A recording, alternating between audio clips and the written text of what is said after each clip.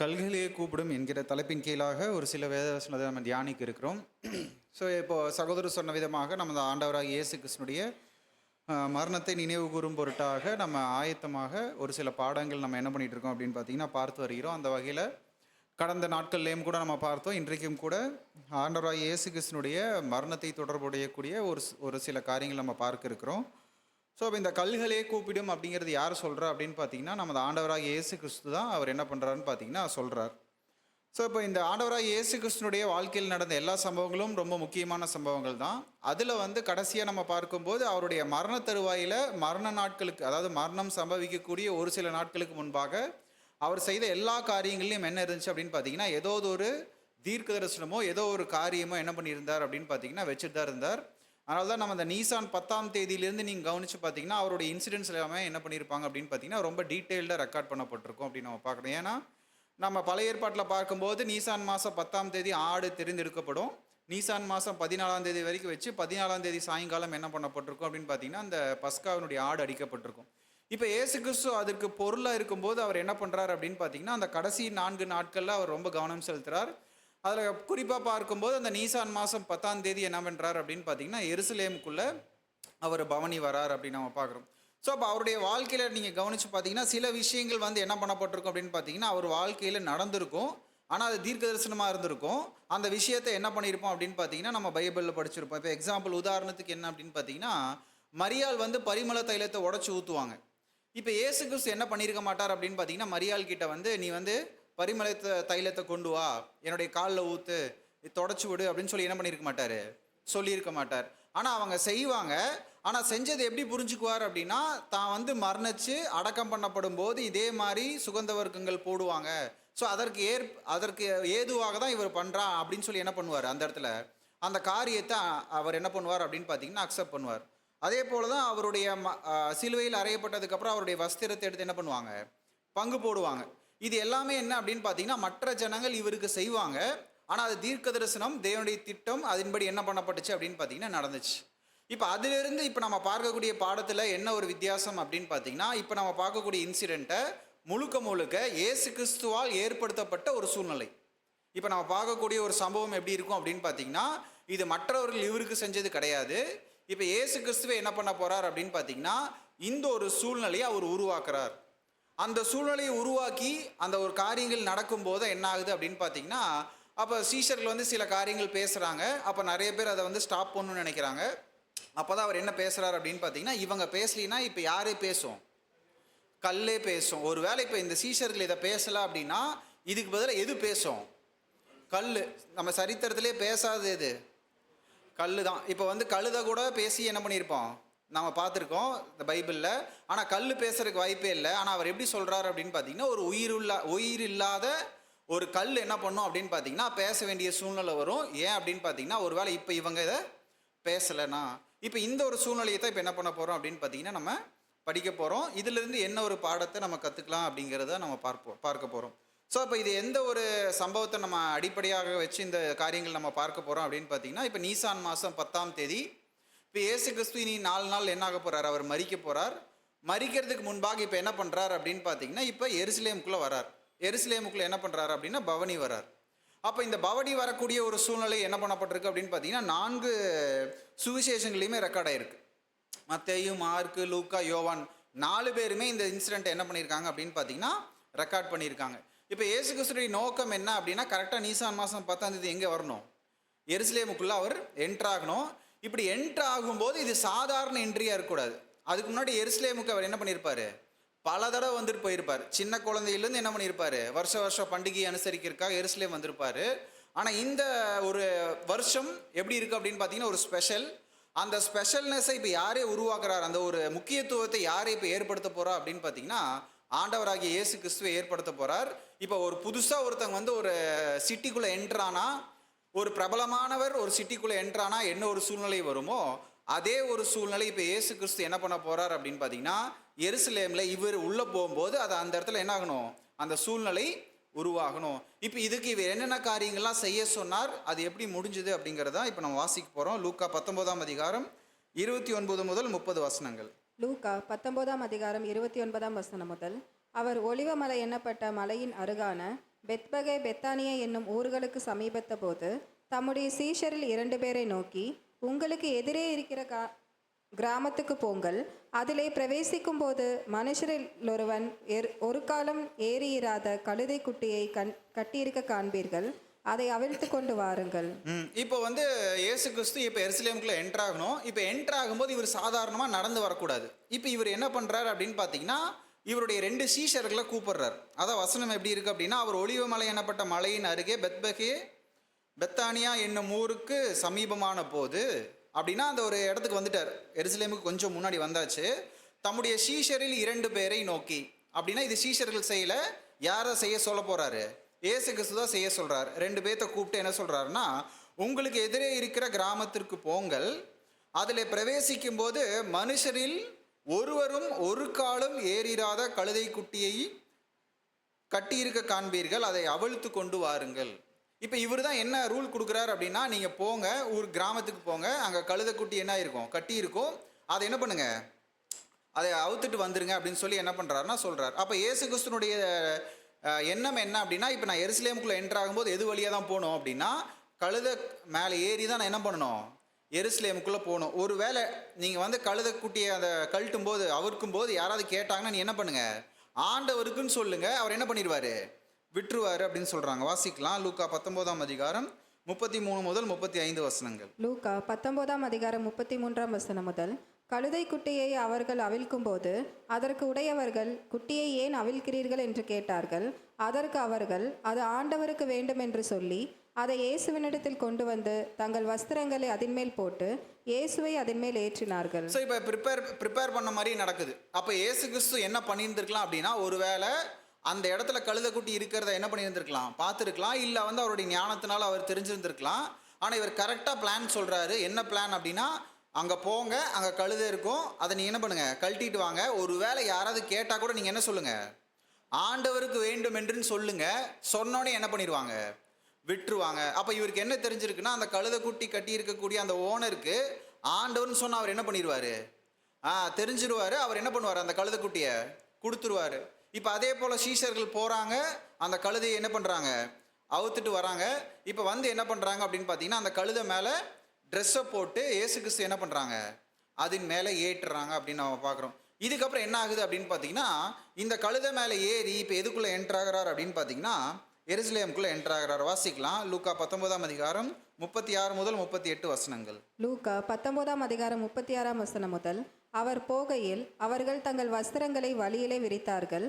அவர் ஒலிவ மலையின் அடிவாரத்துக்கு சமீபமாய் வருகையில் திரளான கூட்டமாகிய சீஷர் எல்லாரும் தாங்கள் கண்ட சகல அற்புதங்களையும் குறித்து சந்தோஷப்பட்டு, கர்த்தருடைய நாமத்தினாலே வருகிற ராஜா ஸ்தோத்தரிக்கப்பட்டவர், பரலோகத்திலே சமாதானமும் உன்னதத்திலே மகிமையும் உண்டாவதாக என்று மிகுந்த சத்தத்தோடு தேவனை புகழ்ந்தார்கள். ஸோ இப்போ இது வரைக்கும் இயேசு கிறிஸ்துடைய பிளான் எது அப்படின்னா, கழுதை எடுத்துகிட்டு வரணும், கழுதை மேலே உட்காரணும், கழுதை மேலே உட்காந்துட்டு தான் எங்கே போகணும், அந்த சிட்டிக்குள்ளே போடுங்கிறது அவருடைய பிளான். இப்போ இது அவருடைய பிளானுக்கு அடுத்தது என்ன நடக்குது அப்படின்னு பார்த்தீங்கன்னா, இவர் இப்படி செஞ்சால் அதனுடைய விளைவாக இன்னொன்று நடக்குது. இது இவருடைய பிளான் இல்லை. பட் என்ன ஆகுது, ஜனங்கள் அதை புரிஞ்சுக்கிட்டு அதை செய்கிறாங்க. என்ன அப்படின்னு பார்த்தீங்கன்னா, அவர் போகையில் அவர்கள் தங்கள் வஸ்திரங்களை என்ன பண்ணுறாங்க, வழியில் விரிக்கிறாங்க. ஸோ அப்போ அவர் கழுதை மேலே ஏறி போகும்போது ரோட்டில் என்ன பண்ணுறாங்க அப்படின்னு பார்த்தீங்கன்னா, அந்த கழுதை ட்ராவல் பண்ணக்கூடிய வழியில் என்ன பண்ணுறாங்க, ட்ரெஸ் எல்லாம் எடுத்து போடுறாங்க. அவர் ஒலிவ மலையின் அடிவாரத்திற்கு சமீபமாய் வருகையில் திரளான கூட்டமாகிய சீஷர் எல்லாரும். அப்படின்னா இந்த இடத்துல சீஷர்கள் அப்படின்னு நம்ம பார்க்கக்கூடிய 12 பேரை பற்றி பேசல. அவரை நிறைய எத்தனை பேர்லாம் ஃபாலோ பண்ணிட்டு இருந்தாங்களோ அவங்க எல்லாரையும் இப்போ என்ன பண்ணிட்டாச்சு, கூட்டமாக அங்கே வந்தாச்சு. தாங்கள் கண்ட சகல அற்புதங்களையும் குறித்து சந்தோஷப்பட்டு இப்போ என்ன பண்ணுறாங்கன்னா, இங்கே தான் இந்த வார்த்தையை சொல்கிறாங்க, கர்த்தருடைய நாமத்தினாலே வருகிற ராஜா ஸ்தோத்தரிக்கப்படத்தக்கவர். இதுக்கு முன்னாடி நீங்கள் பார்த்தீங்க அப்படின்னா அநேக சந்தர்ப்பங்களில் இவங்களுக்கு இயேசு கிறிஸ்துவை புகழக்கூடிய சான்ஸ் கிடச்சிருக்கும். ஆனால் எந்த இடத்துலையுமே எந்த வார்த்தையை சொல்லி புகழ்ந்திருக்க மாட்டாங்க அப்படின்னு பார்த்தீங்கன்னா, கர்த்தருடைய நாமத்தில் வருகிற ராஜா ஸ்தோத்தரிக்கப்படத்தக்கவர் அப்படின்ட்டு. ஒரே ஒரு இன்சிடெண்ட்டை தவிர எங்கே அப்படின்னு பார்த்தீங்கன்னா, யோவான் 1ஆம் அதிகாரத்தில் நீங்கள் படித்து பார்த்தீங்கன்னா, நாத்தானை சூஸ் பண்ணும்போது அவர் என்ன பண்ணியிருப்பார்னா, நீர் தேவனுடைய குமாரனன், நீர் தான் ராஜா அப்படின்னு அவர் ஒருத்தர் சொல்லியிருப்பார். அதுக்கப்புறம் இஸ்ரேல் ஜனங்கள் எந்த இடத்துலையுமே சீஷர்களாகட்டும் எந்த டைட்டில் சொல்லியிருக்க மாட்டாங்க அப்படின்னு பார்த்தீங்கன்னா, ராஜா அப்படிங்கிற டைட்டில் என்ன பண்ணியிருக்க மாட்டாங்க, இயேசு கிறிஸ்து சொல்லியிருக்க மாட்டாங்க. ஈவன் இயேசு கிறிஸ்து வந்து பேதுருட்ட கேட்குறாருல சீஷர்கள் கிட்ட, என்னை யாருன்னு சொல்கிறாங்கன்னு சொல்லும்போது என்ன சொல்கிறாரு? நீர் ஜீவனுள்ள தேவனுடைய குமாரனாகிய கிறிஸ்துன்னு சொல்கிறாருடைய. அதை தவிர என்ன பண்ணல, ராஜாங்கிற டைட்டில் என்ன பண்ணப்படலை அப்படின்னு பார்த்தீங்கன்னா இயேசு கிறிஸ்துவுக்கு எந்த சூழ்நிலையிலும் சொல்லப்படலை. இப்போ இயேசு கிறிஸ்துனுடைய ஸ்டைல் என்ன அப்படின்னா, நான் கழுதை மேலே ஏறி வந்தேன் அப்படின்னா இப்போ இவங்க என்னவா அங்கீகரிப்பாங்க? ராஜாவா அங்கீகரிப்பாங்க. இப்போ இந்த ராஜாவுக்குரிய தோரணையில் தான் வரார். எப்படின்னா கழுதை மேலே உட்கார்ந்து இவர் வராரு. வரும்போது இப்போ நம்ம என்ன பண்ணுவோம் அப்படின்னா, ஒரு விஐபி வந்தால் கார்பெட் விரிப்பாங்க இல்லைங்களா? இப்போ இந்த கார்பெட் விரிக்கிற மாதிரி எதை விரிக்கிறாங்க அப்படின்னு பார்த்தீங்கன்னா, அவங்களுடைய வஸ்திரங்களை எல்லாம் எடுத்து விரிக்கிறாங்க. ஸோ அப்போ வெறும் லூக்காவை மாத்திரம் நம்ம படித்து பார்க்கும்போது இந்த இடத்துல இன்வால்வ் ஆனவங்க யார் மாதிரி தான் தெரியுது அப்படின்னு பார்த்தீங்கன்னா, இயேசு கிறிஸ்து, 12 சீஷர்கள், அப்புறம் சீஷர்களாகிய கூட்டத்தார். அப்படின்னா இயேசு கிறிஸ்துவை யார் யாருக்கெல்லாம் பிடிக்குமோ இவங்க தான் இந்த விஷயத்தை என்ன பண்ண மாதிரி இருக்கு, செஞ்ச மாதிரி இருக்கு. இந்த வார்த்தை சொன்னதுமே யார் சொன்ன மாதிரி தான் இருக்கு அப்படின்னு பார்த்தீங்கன்னா, அவருடைய சீஷர்கள் ஒருத்தவங்க சொன்ன மாதிரி தான் இருக்கு. தொடர்ந்து வாசிக்கலாம். லூக்கா 19ஆம் அதிகாரம் 30 முதல் 40 வசனங்கள். லூக்கா 19ஆம் அதிகாரம் 39ஆம் வசனம் முதல். அப்பொழுது கூட்டத்தில் இருந்த பரிசேயரில் சிலர் அவரை நோக்கி, போதகரே, உம்முடைய சீஷரை அதட்டும் என்றார்கள். அவர்களுக்கு அவர் பிரதியுத்தரமாக, இவர்கள் பேசாமல் இருந்தால் கல்லுகளை கூப்பிடும் என்று உங்களுக்கு சொல்லுகிறேன் என்றார். இப்ப கவனிக்கும் போது இந்த வார்த்தை யார் சொன்னாருன்னு சொல்லப்படுது அப்படின்னு பாத்தீங்கன்னா, இப்ப பரிசேயர் சொல்றாங்க, யார் அதட்டும் சொல்றாரு அப்படின்னா உம்முடைய சீஷரை அதட்டும் சொல்றாரு. இந்த இடத்துல ஜென்ரல் ஆடியன்ஸ் கிட்ட இருந்து இந்த கமெண்ட் வந்த மாதிரி தெரியல. அதாவது ராஜா அப்படின்ற ஒரு வார்த்தை பொதுவான ஜனங்கள் மத்தியிலிருந்து வந்த மாதிரி இல்லை. இவங்க சீஷர்கள்ல, அதாவது 12 சீஷர்கள் அல்லாத இவரை பின்பற்றக்கூடியவர்கள் தான் என்ன சொல்லிடுறாங்க அப்படின்னு பார்த்தீங்கன்னா, ராஜா அப்படின்னு ஒரு ஸ்டேட்மெண்ட் கொடுக்குறாங்க. இது யாருனால ஏற்றுக்க முடியல? பரிசேயர்னால ஏற்றுக்க முடியல. இம்மிடியட்டாக என்ன சொல்கிறாங்கன்னா, அவனை நீங்கள் என்ன பண்ணுங்க, கண்ட்ரோல் பண்ணுங்க, அதட்டுங்க அப்படின்னு சொல்லும்போது இப்போதான் அவர் என்ன சொல்கிறார் அப்படின்னா, இப்போ இவங்க இதை சொல்லலைன்னா கல்களே என்ன பண்ணும், ராஜா அப்படிங்கிறத சொல்லும். அப்படின்னா இவருடைய நோக்கம் என்ன அப்படின்னு பார்த்தீங்கன்னா, அங்கே இருக்கக்கூடிய ஜனங்கள் மத்தியிலிருந்து என்ன ஒரு ஸ்டேட்மெண்ட்டை எதிர்பார்க்குறாரு அப்படின்னு பார்த்தீங்கன்னா, இவர் தான் இஸ்ரேல் ஜனங்களுக்கு ராஜா அப்படிங்கிறது இவங்க என்ன பண்ணணும், இவருக்கு வாயால் அவருக்கு சொல்லணும். அதை தடுக்கும் போது அவர் என்ன உதாரணம் கொடுக்குறாரு அப்படின்னு பார்த்தீங்கன்னா, ஒருவேளை இவங்க இதை சொல்லலைன்னா எதுவே பேசும், இதை கல்களே இதை பேசும். ஸோ அப்போ இயேசு கிறிஸ்துனுடைய அந்த கடைசி பிரயாணம் எருசலேமுக்குள்ளே அவர் எப்படி இருக்கணும்னு நினைச்சார் அப்படின்னு பார்த்தீங்கன்னா, தன்னை ஒரு ராஜாவா அவர் என்ன பண்ணணும்னு நினைக்கிறாரு, போர்ட்ரியாட் பண்ணணும்னு நினைக்கிறார். தன்னை ராஜாவை என்ன பண்ணணும்னு நினைக்கிறாரு, காட்டணும்னு நினைக்கிறார். இப்போ இந்த இன்சிடென்ட் இதோட முடியல. இப்போ இதில் நிறைய டீட்டெயில்ஸ் ஆட் பண்ணணும். இந்த டீட்டெயில்ஸை எப்படி ஆட் பண்ணலாம் அப்படின்னு பார்த்தீங்கன்னா, மற்ற சுவிசேஷங்களையும் எடுத்து படிக்கும்போது இதில் விடுபட்ட இன்னி இன்ஃபர்மேஷன்ஸ் என்ன பண்ணப்பட்டிருக்கு, அங்கே சொல்லப்பட்டிருக்கு. அதை சேர்க்கும்போது இந்த சம்பவம் இன்னி நமக்கு டீட்டெயிலாக என்ன ஆகும், புரியும். அதனால் இப்போ எங்கே போகலாம் அப்படின்னு பார்த்தீங்கன்னா, மத்தேயு சுவிசேஷம் போகலாம். அதே சம்பவம் தான். நான் மத்தேயு எப்படி எழுதுறாருங்கிறத வாசிக்கலாம். மத்தேயு 21ஆம் அதிகாரம் 4 முதல் 5 வசனங்கள். மத்தேயு 21ஆம் அதிகாரம் 4ஆம் வசனம் முதல். இதோ உன் ராஜா சாந்த குணமுள்ளவராய் கழுதையின் மேலும் கழுதை குட்டியாகிய மரியின் மேலும் ஏறிக்கொண்டு உன்னிடத்தில் வருகிறார் என்று சீயோன் குமாரத்திக்கு சொல்லுங்கள் என்று தீர்க்கதரிசியினால் உரைக்கப்பட்டது நிறைவேறும்படி இதெல்லாம் நடந்தது. இப்போ மத்தேயு இதை எப்படி எழுதுறாரு அப்படின்னு பார்த்தீங்கன்னா, ஃபர்ஸ்ட் நம்ம லூக்கால படிக்கும்போது இயேசு கிறிஸ்து நினைச்சாரு, நான் கழுதை மேலே போகணும், அப்போதான் இவங்க எல்லாரும் என்ன ராஜான்னு சொல்லுவாங்கன்னு இயேசு கிறிஸ்து நினைச்சதை லூக்கா எழுதியிருக்காரு. இப்போ மத்தேயு என்ன எழுதுறாரு அப்படின்னு பார்த்தீங்கன்னா, ஏன் இயேசு கிறிஸ்து அப்படி நினைச்சாருன்னா, இது முன்னாடி எங்க சொல்லியிருக்கு, தீர்க்க தரிசன புஸ்தகத்தில் சொல்லியிருக்கு. என்னன்னு சொல்லியிருக்குன்னா, தீர்க்க தரிசன புஸ்தகத்தில் ராஜா, அதாவது இஸ்ரேலினுடைய ராஜா எது மேலே வருவார், கழுதை மேலே வருவாருன்னு பழைய தீர்க்க தரிசனம் சொல்லியிருக்கு. அதை மைண்டில் வச்சுட்டு தான் இயேசு கிறிஸ்து என்ன பிளான் பண்ணுறாரு அப்படின்னா, நீங்கள் போய் என்ன பண்ணுங்க, கழுதையை கூட்டிகிட்டு வாங்க அப்படின்னு சொல்லி என்ன பண்ணியிருக்காரு, சொல்லியிருக்காரு. அதான் எப்படி சொல்லப்பட்டிருக்கு அப்படின்னு பார்த்தீங்கன்னா, அந்த தீர்க்க தரிசனம் கூட நம்ம வாசிக்கலாம். சகரியா 9ஆம் அதிகாரம் 9ஆம் வசனம். சகரியா 9ஆம் அதிகாரம் 9ஆம் வசனம். சீயோன் குமாரத்தியே மிகவும் களிகூறு, எருசலேம் குமாரத்தியே கெம்பீரி, இதோ உன் ராஜா உன்னிடத்தில் வருகிறார், அவர் நீதியுள்ளவரும் இரட்சிக்கிறவரும் தாழ்மையுள்ளவரும் கழுதையின் மேலும் கழுதை குட்டியாகிய மரியின் மேலும் ஏறி வருகிறவருமாய் இருக்கிறார். இப்போ இந்த இடத்துல தீர்க்க தரிசனம் எப்படி சொல்லப்பட்டிருக்கு அப்படின்னு பார்த்தீங்கன்னா, நீ எருசலேம் சீயோன் குமாரத்தி எப்படி இரு, சந்தோஷப்படு, உன் ராஜா உன்னிடத்தில் வருகிறார் அப்படின்னா வரப்போறாரு. அப்படி வரும்போது எதில் வருவார் அப்படின்னா, அவர் நீதியுள்ளவரும் இரட்சிக்கவரும் தாழ்மையுள்ளவரும் கழுதையின் மேலும் கழுதை குட்டியாகிய மரியின் மேலும் ஏறி வருகிறவராய் இருக்கிறார். இப்போ இயேசு கிறிஸ்து என்ன பண்ணியிருக்கார் அப்படின்னு பார்த்தீங்கன்னா, பழைய ஏற்பாட்டில் இருந்த ஒரு தீர்க்க தரிசனத்தில் மைண்டில் வச்சுக்கிட்டு இப்போ இந்த தீர்க்க தரிசனம் இஸ்ரேல் ஜனங்களுக்கு தெரியும். அப்போ கழுதை மேலே தான் ராஜா வருவாருன்னு சொல்லப்பட்டதை அவங்க படிச்சிருப்பாங்க. இப்போ நம்ம கழுதை மேலே ஏறி வந்தால் என்ன புரிஞ்சுக்குவாங்க? நான் தான் இவர்களுடைய ராஜா அப்படின்றத அவங்க புரிஞ்சுக்கிட்டு அந்த ராஜாவுக்குரிய ஒரு துதியை அவங்க கொடுப்பாங்கன்றனால தான் இயேசு கிறிஸ்து என்ன பண்ணியிருக்காருன்னா, இப்போ இந்த கழுதை குட்டியை அவர் கூட்டிகிட்டு வர சொல்லியிருக்காரு. இந்த இடத்துல 2 இருக்குது, கழுதை குட்டி அப்படின்னு இருக்கும். நம்ம சுவிசேஷங்களை படிக்கும்போது ஒரு இடத்துல கழுதை குட்டின்னு இருக்கும், ஒரு இடத்துல கழுதை இருக்கும், கழுதை குட்டின்னு இருக்கும். ஆனால் அவர் ஏறினது எது அப்படின்னு பார்த்தீங்கன்னா கழுதை குட்டியில் தான் அவர் ஏறி இருக்காரு. கழுதை மேலே அவர் என்ன பண்ணல, ஏறல அப்படின்னு நம்ம பார்க்குறோம். ஸோ இப்போ மத்தேயுனுடைய ஸ்டாண்ட் என்ன அப்படின்னு பார்த்தீங்கன்னா, இப்போ இயேசு கிறிஸ்து ஏன் இதை செஞ்சார் அப்படின்னா, தீர்க்க தரிசனத்தில் இஸ்ரேல் ஜனங்களுக்கு ராஜா எப்படி வருவாருன்னு சொல்லப்பட்டிருக்கு. இப்போ அந்த மாதிரி நான் போகும்போது என்ன பண்ணிடுவாங்க, ராஜான்னு சொல்லி அங்கீகரிச்சுக்குவாங்கன்னு சொல்லி தான் அவர் என்ன பண்ணியிருக்காரு, இந்த ஒரு விஷயத்தை அவர் செஞ்சிருக்கார் அப்படின்னு நம்ம பார்க்குறோம். தொடர்ந்து மத்தேயுல வாசிக்கலாம். மத்தேயு 21 அதிகாரம் 7 வசனம் 8 வசனம். மத்தேயு 21 அதிகாரம் 7 வசனம் முதல், கழுதையையும் குட்டியையும் கொண்டு வந்து அவைகள் மேல் தங்கள் வஸ்திரங்களை போட்டு அவரை ஏற்றினார்கள். திரளான ஜனங்கள் தங்கள் வஸ்திரங்களை வழியிலே விரித்தார்கள். வேறு சிலர் மரக்கிளைகளை தரித்து வழியிலே பரப்பினார்கள். இப்போ இன்னும் அடிஷ்னல் டீட்டெயில்ஸ் என்ன அப்படின்னு பார்த்தீங்கன்னா, அங்கே ட்ரெஸ்ஸு மட்டும் என்ன பண்ணாங்க, எடுத்து ரோட்டில் விரிச்சாங்க. இப்போ என்ன பண்ணுறாங்க, மரக்கிளை வெட்டி என்ன பண்ணுறாங்க அப்படின்னு பார்த்தீங்கன்னா முன்னாடி போடுறாங்க. இப்போ இயேசு கிறிஸ்துவ வந்து ஒரு வெல்கம் பண்ணுற மாதிரி என்ன பண்ணுறாங்க அப்படின்னு பார்த்தீங்கன்னா ட்ரெஸ் எடுத்து போடுறாங்க, மரக்கிளையை வெட்டி போடுறாங்க. இப்போ நமக்கு என்ன தெரிஞ்சுக்கணும் அப்படின்னு பார்த்தீங்கன்னா, அதனே ட்ரெஸ் எடுத்து கீழே போடுற வழக்கம். இப்போ யாராவது வந்தாங்க அப்படின்னா, நம்ம வீட்டுக்கு வந்தாங்க அப்படின்னா கார்பெட் விரிப்போம். வீட்டில் நம்ம போடுற ட்ரெஸ் எடுத்துகிட்டு போய் விரிப்போமா?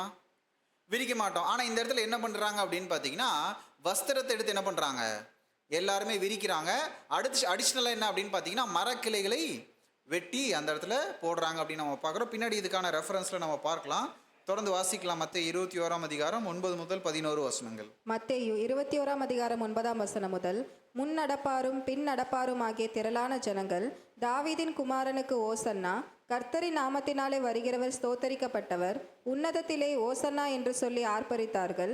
அவர் எருசலேமுக்குள் பிரவேசிக்கையில் நகரத்தார் யாவரும் ஆச்சரியப்பட்டு இவர் யார் என்று விசாரித்தார்கள். அதற்கு ஜனங்கள், இவர் கலிலேயாவில் உள்ள நாசரேத்திலிருந்து வந்த தீர்க்கதரிசியாகிய இயேசு என்றார்கள். ஸோ இப்போ இந்த இடத்துல வந்து அடிஷ்னல் டீட்டெயில்ஸ் என்ன அப்படின்னு பார்த்தீங்கன்னா, முதல் வந்து இயேசு கிறிஸ்துவ சீஷர்களும் வந்த மாதிரி இருந்துச்சு. திரளான சீஷர்கள் என்ன பண்ணாங்க, இயேசு கிறிஸ்துவை வாழ்த்துனாங்கன்ற மாதிரி இருந்துச்சு. பட் இந்த இடத்துல எப்படி வர்றாரு அப்படின்னா, முன் நடப்போரும் பின் நடப்போருமாகிய திரளான ஜனங்கள் அப்படின்னா இது எப்படி வராங்கன்னா, ஃபர்ஸ்ட் ஒரு டீம் போகுது, நடுவில் இயேசு கிறிஸ்து, பின்னாடி என்ன பண்ணுறாங்க, இன்னொரு டீம் வராங்க, ஒரு ரேலி மாதிரி வராங்க. இப்போ இந்த ரேலி எங்கே என்ட்ரு ஆகுது அப்படின்னு பார்த்தீங்கன்னா, எருசலேமுக்குள்ளே என்ட்ரு ஆகுது. இவரை பற்றி தெரியாதவங்க என்ன பண்ணுறாங்கன்னு பார்த்தீங்கன்னா, இந்த இடத்துல கேட்குறாங்க, எருசலேமுக்குள் பிரவேசிக்கையில் நகரத்தார் யாவரும் ஆச்சரியப்பட்டு இவர் யார் என்று விசாரித்தார்கள். அப்படின்னா இவர் பற்றி தெரியாத ஜனங்கள் கூட என்ன பண்ணியிருக்காங்க, அங்கே இருந்திருக்காங்க. இப்போ என்ன பண்ணுறாங்கன்னா, இந்த ஒரு தோரணையில் அவர் உள்ளே என்ட்ரு ஆகும்போது இப்போ எல்லாருக்குமே ஆச்சரியம் என்னென்னா, என்ன ஒரு கிராண்ட் வெல்கம் கொடுக்குறாங்க, இவர் யார் அப்படின்னு சொல்லி கேட்கும்போது இவர் என்ன இன்ட்ரடியூஸ் பண்ணி வைக்கிறாங்கன்னா, தீர்க்கதரிசியாகிய இயேசு என்றார்கள். ஸோ அப்போ இந்த இடத்துல நம்ம லூக்காவில் பார்த்ததுக்கும் மத்தேயுல பார்க்கக்கூடிய இன்ஃபர்மேஷன் என்ன அப்படின்னு பார்த்தீங்கன்னா, அங்கே சீஷர்களில் என்ன பண்ணியிருந்தாரு, சீஷர்கள் தான் இந்த காரியங்கள் எல்லாரும் செஞ்ச மாதிரி இருக்குது. இந்த இடத்துல என்ன பண்ணப்பட்டிருக்குன்னு பார்த்தீங்கன்னா, திரளான ஜனங்கள்னு சொல்லப்பட்டிருக்கு. ஆனால் இங்கே இடத்துல என்னன்னு சொல்ல, சீஷர்கள் அப்படின்னு சொல்லப்படல. ஆனால் இந்த கூட்டத்தோடு இவர் என்ட்ரு ஆகும்போது அங்கே எருசலேம் நகரத்தாருக்கு என்ன இருக்குது, ஒரு வித்தியாசம் தெரிஞ்சிருக்கு. அப்போ தான் என்ன பண்ணியிருக்காங்க அப்படின்னு பார்த்தீங்கன்னா, இவர் யாருன்னு சொல்லி கேட்குறாங்க. அப்படி கேட்கும்போது இவரை பற்றி என்ன பண்ணுறாங்க அப்படின்னு பார்த்தீங்கன்னா, இவர் வந்து தீர்க்கதரிசின்னு சொல்லி அந்த இடத்துல என்ன பண்ணுறாங்கன்னு பார்த்தீங்கன்னா எல்லாருக்குமே அந்த இடத்துல அவர்கள் சொல்கிறாங்க அப்படின்னு நம்ம பார்க்குறோம். அடுத்தது யோவானில் வாசிக்கலாம். யோவான் 12 அதிகாரம் 12 முதல் 15 வசனங்கள். யோவான் 12 அதிகாரம் 12 வசனம் முதல், மறுநாளிலே இயேசு எருசலேமுக்கு வருகிறார் என்று பண்டிகைக்கு வந்த திரளான ஜனங்கள் கேள்விப்பட்டு குருத்தோலைகளை பிடித்துக்கொண்டு அவருக்கு எதிர்கொண்டு போகும்படி புறப்பட்டு, ஓசன்னா, கர்த்தருடைய நாமத்தினாலே வருகிற இஸ்ரேலின் ராஜா ஸ்தோத்தரிக்கப்பட்டவர் என்று ஆர்ப்பரித்தார்கள். போதும். இப்போ இந்த இடத்துல அடிஷ்னலாக என்ன அப்படின்னு பார்த்தீங்கன்னா, அங்கே இயேசு கிறிஸ்து கழுதையை கூட்டிகிட்டு வர சொல்கிறார். கழுதை மேலே ஏறி போகும்போது திரளான ஜனங்கள் இவர் ராஜான்னு சொன்னாங்க. இந்த இடத்துல என்ன டீட்டெயில் மாறுது அப்படின்னு பார்த்தீங்கன்னா, இயேசு கிறிஸ்து எருசலேமுக்கு வருகிறார் என்று பண்டிகைக்கு வந்த திரளான ஜனங்கள் கேள்விப்பட்டு, அப்படின்னா இப்போ இயேசு கிறிஸ்து வரான்னு தெரிஞ்சோடனே இப்போ என்ன பண்ணுறாங்க அப்படின்னு பார்த்தீங்கன்னா, குருத்தோலை பிடித்து கொண்டு அவருக்கு எதிர்கொண்டு போகும்படி என்ன பண்ணுறாங்க, புறப்பட்டு போகிறாங்க. ஸோ அப்போ இந்த இடத்துல என்ன ஆயிருக்கு அப்படின்னு பார்த்தீங்கன்னா, இயேசு கிறிஸ்து இந்த மாதிரி வராருன்னு தெரிஞ்சதுக்கப்புறம் இன்ஃபர்மேஷன் நிறைய பேருக்கு போகுது. இப்போ எல்லாரும் இயேசு கிறிஸ்து என்ன பண்ணுறாங்க அப்படின்னு பார்த்தீங்கன்னா, ரிசீவ் பண்ணுறதுக்காக போகிறாங்க. தொடர்ந்து வாசிக்கலாம். 16ஆம் வசனம் 17ஆம் வசனம். யோவான் 12ஆம் அதிகாரம் 16ஆம் வசனம் முதல். இவைகளை அவருடைய சீஷர்கள் துவக்கத்திலே அறியவில்லை. இயேசு மகிமை அடைந்த பின்பு இப்படி அவரை குறித்து எழுதியிருக்கிறதையும் தாங்கள் இப்படி அவருக்கு செய்ததையும் நினைவு கூர்ந்தார்கள். அன்றியும் அவருடனே கூட இருந்த ஜனங்கள் அவர் லாசருவை கல்லறையிலிருந்து வெளியே வரவழைத்து அவரை உயிரோடே எழுப்பினார் என்று சாட்சி கொடுத்தார்கள். இப்போ அடிஷ்னலாக என்ன ஆகுது அப்படின்னு பார்த்தீங்கன்னா, இப்போ இயேசு கிறிஸ்து எருசலேமுக்குள்ளே வரும்போது அவங்க கூட இருந்தவங்க எல்லாமே இப்போ என்ன சாட்சி கொடுக்குறாங்க அப்படின்னா, கொஞ்ச நாளைக்கு முன்னாடி லாசருவை உயிரோட எழுப்புனது யார் தான்? இவர் தான். ஸோ அப்போ அந்த ரேலியில் அவர் உள்ள என்ட்ரு ஆகும்போது என்னென்னலாம் விஷயங்கள் ஆட் ஆகுது அப்படின்னு பார்த்தீங்கன்னா, இவர் என்ன அற்புதங்கள் செஞ்சாரோ அந்த அற்புதங்களையும் அவங்க என்ன பண்ணுறாங்க, அந்த இடத்துல சொல்லக்கூடிய ஒரு காரியம் இருக்கு. ஸோ இது எல்லாமே இப்போ என்ன ஆகுது அப்படின்னு பார்த்தீங்கன்னா, ஒரு கிளைமேக்ஸ் மாதிரி வருது. இப்போ இதனுடைய பீக் என்ன அப்படின்னு பார்த்தீங்கன்னா, அடுத்த வசனம் வாசிக்கலாம். யோவான் 12ஆம் அதிகாரம் 18லேருந்து 20 வசனங்கள். யோவான் 12ஆம் அதிகாரம் 18ஆம் வசனம் முதல். அப்படிப்பட்ட அற்புதத்தை அவர் செய்தார் என்று ஜனங்கள் கேள்விப்பட்டதினால் அவர்கள் அவருக்கு எதிர்கொண்டு போனார்கள். அப்பொழுது பரிசேயர் ஒருவரை ஒருவர் நோக்கி, நீங்கள் செய்கிறதெல்லாம் வீணென்று அறிகிறதில்லையா? இதோ உலகமே அவனுக்கு பின் சென்று போயிற்றே என்றார்கள். பண்டிகையில் ஆராதனை செய்ய வந்தவர்களில் சிலர் கிரேக்கர் இருந்தார்கள். இப்போ இந்த இடத்துல கவனிச்சு பார்த்தீங்கன்னா என்ன சொல்றாங்க அப்படின்னு பார்த்தீங்கன்னா, பரிசேயர் பேசிக்கிறாங்க. யார்கிட்ட பேசுறாங்கன்னா மற்றவங்கள்ட்ட பேசல. பரிசேயர் ஒருவரை ஒருவர் நோக்கி, அப்படின்னா யார் யாரை பார்த்துருக்கா? ஒரு பரிசேயர் இன்னொரு பரிசேயரை பார்த்துருக்காரு. என்ன சொல்லியிருக்காரு?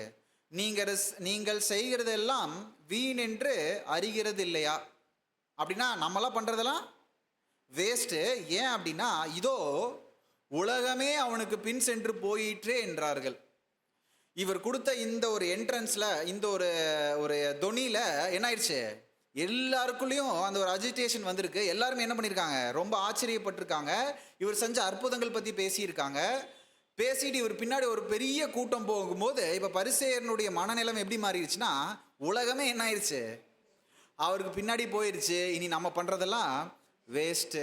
இதில் அடிஷ்னலாக என்ன அப்படின்னு பார்த்தீங்கன்னா, பண்டிகையிலே ஆராதனை செய்ய வந்தவர்கள் சில கிரேக்கர்களும் இருந்தார்கள். ஸோ அப்போ இவரை பற்றின இன்ஃபர்மேஷன் என்ன ஆயிடுச்சு அப்படின்னு பார்த்தீங்கன்னா, கம்ப்ளீட்டாக எல்லாருக்குமே போயிடுச்சு. ஸோ அப்போ இந்த இடத்துல அவருக்கு என்ன ஒரு எந்த ஒரு அங்கீகாரம் கிடைக்கப்பட்டுச்சு அப்படின்னு பார்த்தீங்கன்னா, இவர் இந்த மாதிரி என்ட்ரானனால தான் இவர் என்னன்னு சொன்னாங்க அப்படின்னு பார்த்தீங்கன்னா, ராஜா அப்படின்ற டைட்டில் அந்த இடத்துல அவங்க சொல்கிறாங்க. இதை சொல்கிறது பரிசேயருக்கு என்ன ஆகலை, பிடிக்கல. அதே மாதிரி இத்தனை ஜனங்கள் அவர் பின்னாடி போகிறதும் அவங்களுக்கு என்ன ஆகலை, பிடிக்கல அப்படின்னு நம்ம பார்க்குறோம். இதை தொடர்ந்து தான் அந்த விசாரணையில் நம்ம பார்த்தோம். அந்த சப்ஜெக்டில் கூட விசாரணையில் கூட என்னன்னு சொல்லி குற்றம் சாட்டினாங்க, இவர் யூதருடைய ராஜான்னு சொல்லி தன்னை சொல்லிக்கிறாங்கிற குற்றச்சாட்டு தான். அப்படின்னா அவருடைய குற்ற முகாந்திரம் எப்போ தான் கண்டுபிடிச்சிருக்காங்க, சாகருக்கு 4 நாளைக்கு முன்னாடி அவர் செஞ்ச இந்த விஷயத்தை தான் குற்றத்தினுடைய முகாந்திரமாக கொண்டு வந்தாங்க. என்ன அப்படின்னு பார்த்தீங்கன்னா, இவர் என்னன்னு சொல்லிக்கிறாரு, தன்னை ராஜான்னு சொல்லிக்கிறாரு. அப்போ இயேசு கிறிஸ்து என்ன பண்ணியிருக்காரு அப்படின்னு பார்த்தீங்கன்னா, அது வரைக்குமே தன்னுடைய ஊழியங்கள் எல்லாத்துலேயுமே என்ன பண்ணல அப்படின்னு பார்த்தீங்கன்னா, தன்னை ராஜாவாக அவர் என்ன பண்ணிக்கவே இல்லை, காட்டிக்கவே இல்லை. அவர் போதிப்பார், அற்புத அடையாளங்கள் செய்வார். ஆனால் இந்த எருசலேமுக்குள்ளே என்ட்ராகும் போது இவர் பர்பஸ்ஃபுல்லாக கழுத மேலே ஏறி வந்ததனுடைய நோக்கம் என்ன அப்படின்னு பார்த்தீங்கன்னா, ஜனங்கள் எல்லாருமே தீர்க்கதரிசனத்தை சொல்லப்பட்ட அந்த காரியத்தை உணர்ந்துட்டு என்னன்னு சொல்லணும், ராஜான்னு சொல்லணும்னு சொல்லி தான் பர்பஸ்ஃபுல்லாக இந்த எருசலேமுக்குள்ளே அவர் என்ன பண்ணியிருக்கார் அப்படின்னு பார்த்தீங்கன்னா, இந்த மாதிரி என்ட்ரி கொடுத்துருக்கார். இப்போ நமக்கு என்ன டவுட் அப்படின்னா, ராஜா கழுத மேலேயே வருவார். நம்ம ஃபஸ்ட்டு பதில் என்ன சொல்லிடுவோம், அது தீர்க்கதரிசனத்தில் இருக்குது, அதனால் அவர் என்ன பண்ணார், கழுதையில் வந்தான்னு சொல்லுவோம். ஆனால் எந்த ஊர்லையா, எந்த நம்ம படித்த ரெஃபரன்ஸ்லையாவது ராஜா கழுதையில் வருவாரா? அதாவது ஒரு ராஜானா ஒரு கம்பீரமாக ஒரு போஸ்டில் வராங்க அப்படின்னா எப்படி வருவாங்க அப்படின்னு பார்த்தீங்கன்னா, மேஜராக ரதம் அப்படின்னு நம்ம பார்ப்போம். ரதம்னா என்ன, ஒரு 2-3 குதிரை இருக்கும், அதுக்கு பின்னாடி அவர் உட்கார்றதுக்கு ஒரு இடம் இருக்கும். அது வழியாக தான் என்ன பண்ணுவாங்க அப்படின்னு பார்த்தீங்கன்னா ஒரு ராஜா வருவாங்க. இல்லை அப்படின்னா என்ன பண்ணுவார், ஒரு குதிரை, அட்லீஸ்ட் சிங்கிள் குதிரையில் என்ன பண்ணுவார், ஏறி ராஜா வருவார். ஆனால் இந்த இடத்துல என்ன சூஸ் பண்ணியிருக்காங்க அப்படின்னு பார்த்தீங்கன்னா, கழுதையினுடைய குட்டி. இதைத்தான் என்ன பண்ணியிருக்காங்க அப்படின்னு பார்த்தீங்கன்னா ராஜாவாக சூஸ் பண்ணியிருக்காங்க. ப்ராஃபஸியை தான் சூஸ் பண்ணியிருக்கு. ப்ராஃபஸிலே என்ன அப்படின்னு பார்த்தீங்கன்னா, உன்னுடைய ராஜா அவங்ககிட்ட வரும்போது எப்படி வருவார், கழுத மேலேயும் கழுத குட்டியாகிய மரியின் மேலேயும் ஏறி வருவார். ஸோ அப்போ என்ன பண்ணணும் அப்படின்னு பார்த்தீங்கன்னா, ஏன் ப்ராஃபஸிலேயே இவர் ராஜா அப்படின்ற ஒரு காரியத்தை காட்டுவதற்காக கழுதை அப்படிங்கிற ஒரு விஷயத்தை தேவன் எடுத்திருக்கார் அப்படிங்கிறத இப்போ என்ன பண்ணணும், நம்ம கண்டுபிடிக்கணும் அப்படின்னு நம்ம பார்க்குறோம். ஸோ அப்போ இந்த இடத்துல என்னவா இருக்கும் அப்படின்றத நம்ம இப்போ பழைய ஏற்பாட்டு கால ரெஃபரன்ஸ்லாம் நம்ம போய் நம்ம பார்க்கலாம். அப்போ இதில் இருக்கக்கூடிய ஒரு சில நுணுக்கங்கள் நம்ம கவனிக்கும் போது, ஒன்று, ஏன் கழுதையில் வந்தார், அதே சமயத்தில் இயேசு கிறிஸ்து ஏன் கடைசியாக மரண தருவாயில் தன்னை ராஜாவாக காட்டுறார், ஏன் இஸ்ரேல் ஜனங்கள் தங்களுடைய வஸ்திரங்களை விரிச்சாங்க. வஸ்திரங்களை விரிக்கிறது எங்கே இல்லைன்னு பார்த்தீங்கன்னா ப்ராஃபஸியில் இல்லை, ஆனால் இவங்க தான் என்ன பண்ணியிருக்காங்க, வஸ்திரங்களை எடுத்து விரிச்சிருக்காங்க அப்படின்னு நம்ம பார்க்குறோம். ஸோ அப்போ இந்த ஒவ்வொரு சில காரியங்கள் என்ன பண்ணலாம் அப்படின்னு பார்த்தீங்கன்னா இப்போ டீட்டெயில் நம்ம கவனிக்கலாம். இப்போ ஃபஸ்ட்டு பாயிண்ட் என்ன அப்படின்னு பார்த்தீங்கன்னா, இந்த வஸ்திரங்கள் விரிக்கிறது அப்படின்ற ப்ராக்டிஸ் எங்கே இருந்திருக்குன்னு பார்த்தீங்கன்னா பழைய ஏற்பாட்டிலே இருந்திருக்கு. எப்போ அப்படின்னு பார்த்தீங்கன்னா, ஒரு ராஜாவை புதுசாக அபிஷேகம் பண்ணும்போது என்ன பண்ணுவாங்க அப்படின்னு பார்த்தீங்கன்னா, அவரை தாங்கள் ராஜாவாக ஏற்றுக்கொண்டுட்டோம் அப்படிங்கிறத அங்கீகரிக்கும் வகையில் அவங்க என்ன பண்ணுவாங்க அப்படின்னு பார்த்தீங்கன்னா, அவங்களுடைய வஸ்திரங்களை எடுத்து விரிப்பாங்க. வாசிக்கலாம். 2 ராஜாக்கள் 9ஆம் அதிகாரம் 12ஆம் வசனம் 13ஆம் வசனம். 2 ராஜாக்கள் 9ஆம் அதிகாரம் 12ஆம் வசனம் முதல். அதற்கு அவர்கள், அது பொய், அதை எங்களுக்கு சொல்லும் என்றார்கள். அப்பொழுது அவன், நான் உன்னை இஸ்ரேலின் மேல் ராஜாவாக அபிஷேகம் பண்ணினேன் என்று கர்த்தர் உரைக்கிறார் என்று இன்ன பிரகாரமாக என்னிடத்தில் சொன்னான் என்றான். அப்பொழுது அவர்கள் தீவிரமாய் அவரவர் தங்கள் வஸ்திரத்தை படிகளின் உயரத்தில் அவன் கீழே விரித்து எக்காலம் ஊதி யெகூ ராஜாவானான் என்றார்கள். இப்போ யெகூ என்ன பண்றாரு அப்படின்னு பார்த்தீங்கன்னா, இந்த எசபேலை கொலை செய்யறாரு. கொலை செஞ்சதுக்கு அப்புறம் இப்போ இன்ஃபர்மேஷன் வருது, உங்களை என்ன பண்ணியாச்சு, ராஜாவாக தேவன் அபிஷேகம் பண்றான்னு சொல்லும்போது யெகூ நம்பல. ஆனால் அங்கே இருக்கக்கூடிய ஜனங்கள் அதை கேட்டு என்ன பண்ணிக்கிறாங்க, அக்செப்ட் பண்ணிக்கிட்டு இப்போ இவர் யெகூவை ராஜாவா ஏற்றுக்கிறோம் அப்படிங்கிறது இப்போ எப்படி காட்டியிருக்காங்க அப்படின்னா, தங்கள் வஸ்திரத்தை படிகளில் உயரத்தில் அவனுக்கு கீழே விரித்து எக்காலம் ஊதி யெகூ ராஜாவானான் என்றார்கள். ஸோ அப்போ பழைய ஏற்பாட்டு காலத்தில் என்ன ரெஃபரன்ஸ் இருந்திருக்கு அப்படின்னா, ஒருத்தர் ராஜாவாக ஏற்றுக்கிறாங்க, அது வரைக்கும் அவர் ராஜா இல்லை, ஆனால் ராஜாவாக ஏற்றுக்கிறாங்கன்னு என்ன பண்ணிடுவாங்க, உடனே அவனுடைய வஸ்திரத்தை போட்டு அதை அங்கீகரிப்பாங்க. இப்போ இஸ்ரேல் ஜனங்கள் வஸ்திரத்தை கீழே போடுறதுனால என்ன சொல்லியிருக்காங்க, இயேசு கிறிஸ்துவை நாங்கள் ராஜாவாக என்ன பண்ணுறோம், அங்கீகரிக்கிறோம். இப்போ இஸ்ரேல் ஜனங்களுக்கு என்ன தெரிஞ்சிருக்கு அப்படின்னு பார்த்தீங்கன்னா, கழுதை மேலே வந்தால் அவர் தான் யார், ராஜா அப்படின்னு தெரிஞ்சுதான் என்ன பண்ணியிருக்காங்க அப்படின்னு பார்த்தீங்கன்னா அந்த வஸ்திரங்களை விரிச்சிருக்காங்க. ஸோ அப்போ இயேசு கிறிஸ்து பை டிஃபால்ட்டாக கழுதை மேலேறி இவர் பர்பஸாக போனதுக்கு காரணமே என்னென்னா, ஜனங்கள் எல்லாரையும் என்ன பண்ணணும், என்ன ராஜாவாக அங்கீகரிக்கணும். அடுத்தது தான் இப்போ நம்ம பார்த்தா அந்த கம்பேரிஷன், ஏன் கழுதை ஏன் குதிரையாக இல்லாமல் இருக்குது அப்படின்றதுக்கான ரெஃபரன்ஸ் இருக்குது. நம்ம வாசிக்கலாம். 1 ராஜாக்கள் 1ஆம் அதிகாரம் 33 முதல் 34 வசனங்கள். 1 ராஜாக்கள் 1ஆம் அதிகாரம் 33ஆம் வசனம் முதல். அவர்கள் ராஜாவுக்கு முன்பாக பிரவேசித்த போது ராஜா அவர்களை நோக்கி, நீங்கள் உங்கள் ஆண்டவனுடைய சேவகரை கூட்டிக் கொண்டு என் குமாரனாகிய சாலமோனை என் கோவேறு கழுதையின் மேல் ஏற்றி அவனை கீகோனுக்கு அழைத்து கொண்டு போங்கள். அங்கே ஆசாரியனாகிய சாதோக்கும் தீர்க்கதரிசியாகிய நாத்தானும் அவனை இஸ்ரேலின் மேல் ராஜாவாக அபிஷேகம் பண்ண கடவர்கள். பின்பு எக்காலம் ஊதி ராஜாவாகிய சாலமோன் வாழ்க என்று வாழ்த்துங்கள். ஸோ இப்போ இது யார் சொல்கிறா அப்படின்னு பார்த்தீங்கன்னா தாவீது. இப்போ தாவீது தன்னுடைய மரண தருவாயில் இப்போ சாலமோனை ராஜாவாக்கணும். ஆனால் சாலமோன் தான் இருக்கிறதுலே சின்ன பையன். ஏன்னா இவருக்கு முன்னாடி நிறைய அண்ணன்மார்கள் இருக்காங்க. ஆனால் அந்த அண்ணன்மார்கள் யாருமே என்ன ஆகலை, தேவனுடைய திட்டத்தின்படி ராஜா கிடையாது. இப்போ கடைசியாக இருக்கக்கூடிய இந்த சின்ன பையன் தான் என்ன ஆகணும், ராஜாவாகணும். இப்போ ராஜாவாக ஏற்படுத்துறதுக்கு இவர் கொடுக்கக்கூடிய கட்டளை தான் என்னன்னு பார்த்தீங்கன்னா, என் குமாரனாகிய சாலமோனை என் கோவேரி கழுதையின் மேல் ஏற்றி அவனை கீகோனுக்கு அழைத்து கொண்டு போங்கள். அங்கே ஆசாரியராகிய சாதோக்கும் தீர்க்கதரிசியாகிய நாத்தானும் அவனை இஸ்ரேலின் மேல் ராஜாவாக அபிஷேகம் பண்ண கடவர்கள். ஸோ இப்போ ஒரு ராஜாவை அபிஷேகம் பண்ணுறதுக்கு இப்போ தாவீது என்ன பண்ணுறாரு அப்படின்னு பார்த்தீங்கன்னா, இவர் இந்த பையன் நான் அனுப்பிச்சு தான் இவன் என்ன ஆக போகிறான், ராஜா ஆக போகிறான். அதனால் நீங்கள் என்ன பண்ணுங்கன்னா, என்னுடைய கழுதை மேலே என்ன பண்ணுங்க, அவனை ஏற்றி கூட்டிகிட்டு போய் ராஜான்னு சொல்லி அபிஷேகம் பண்ணுங்க. யார் என்ன பண்ண மாட்டாங்க, தடை பண்ண மாட்டாங்க. ஸோ இப்போ இது என்ன அங்கீகாரம் அப்படின்னு பார்த்தீங்கன்னா, இப்போ ஒரு ராஜா தன்னுடைய கழுதையை கொடுத்து அதில் ஒரு தன்னுடைய குமாரனையோ யாரையோ உட்கார வச்சு அனுப்பிச்சாலே என்ன மீனிங் அந்த இடத்துல சொல்ல வராங்க அப்படின்னு பார்த்தீங்கன்னா, இவன் இப்போ என்ன பண்ணுறான், என்னுடைய ஸ்தானத்தில் ராஜாவாக ஏற்படுத்தப்படுறான் அப்படிங்கிற மீனிங்கை தான் அந்த இடத்துல என்ன பண்ணுறாங்க, கன்வே பண்ணுறாங்க. ஸோ இது வேற எந்த இடத்துலையுமே என்ன இருக்காதுன்னு பார்த்தீங்கன்னா நடந்திருக்காது. இந்த கழுதையின் மேலே ஏற்றி கொண்டு போய் ராஜாவாக்குன இன்சிடென்ட் யாருக்கு தான் நடந்திருக்கும் அப்படின்னு பார்த்தீங்கன்னா, சாலமோனுக்கு மாத்திரம்தான் நடந்திருக்கும். ஸோ இப்போ ஆண்டவராக இயேசு கிறிஸ்துவுக்கு நிழலாக இப்போ யார் இருக்கா அப்படின்னு பார்த்தீங்கன்னா சாலமோன் இருக்காரு. இப்போ சாலமோனுடைய ஒரு ராஜாவாகக்கூடிய தன்மையில் தான் இப்போ யார் ராஜாவாகிறா, இயேசு கிறிஸ்துவும் அந்த இடத்துல ராஜாவாக ஆகிறார். இப்போ அந்த இடத்துல நீங்கள் கவனிச்சு பார்த்தீங்கன்னா, தாவீதின் குமாரனுக்கு ஓசன்னான்னு சொல்லியிருப்பாங்க.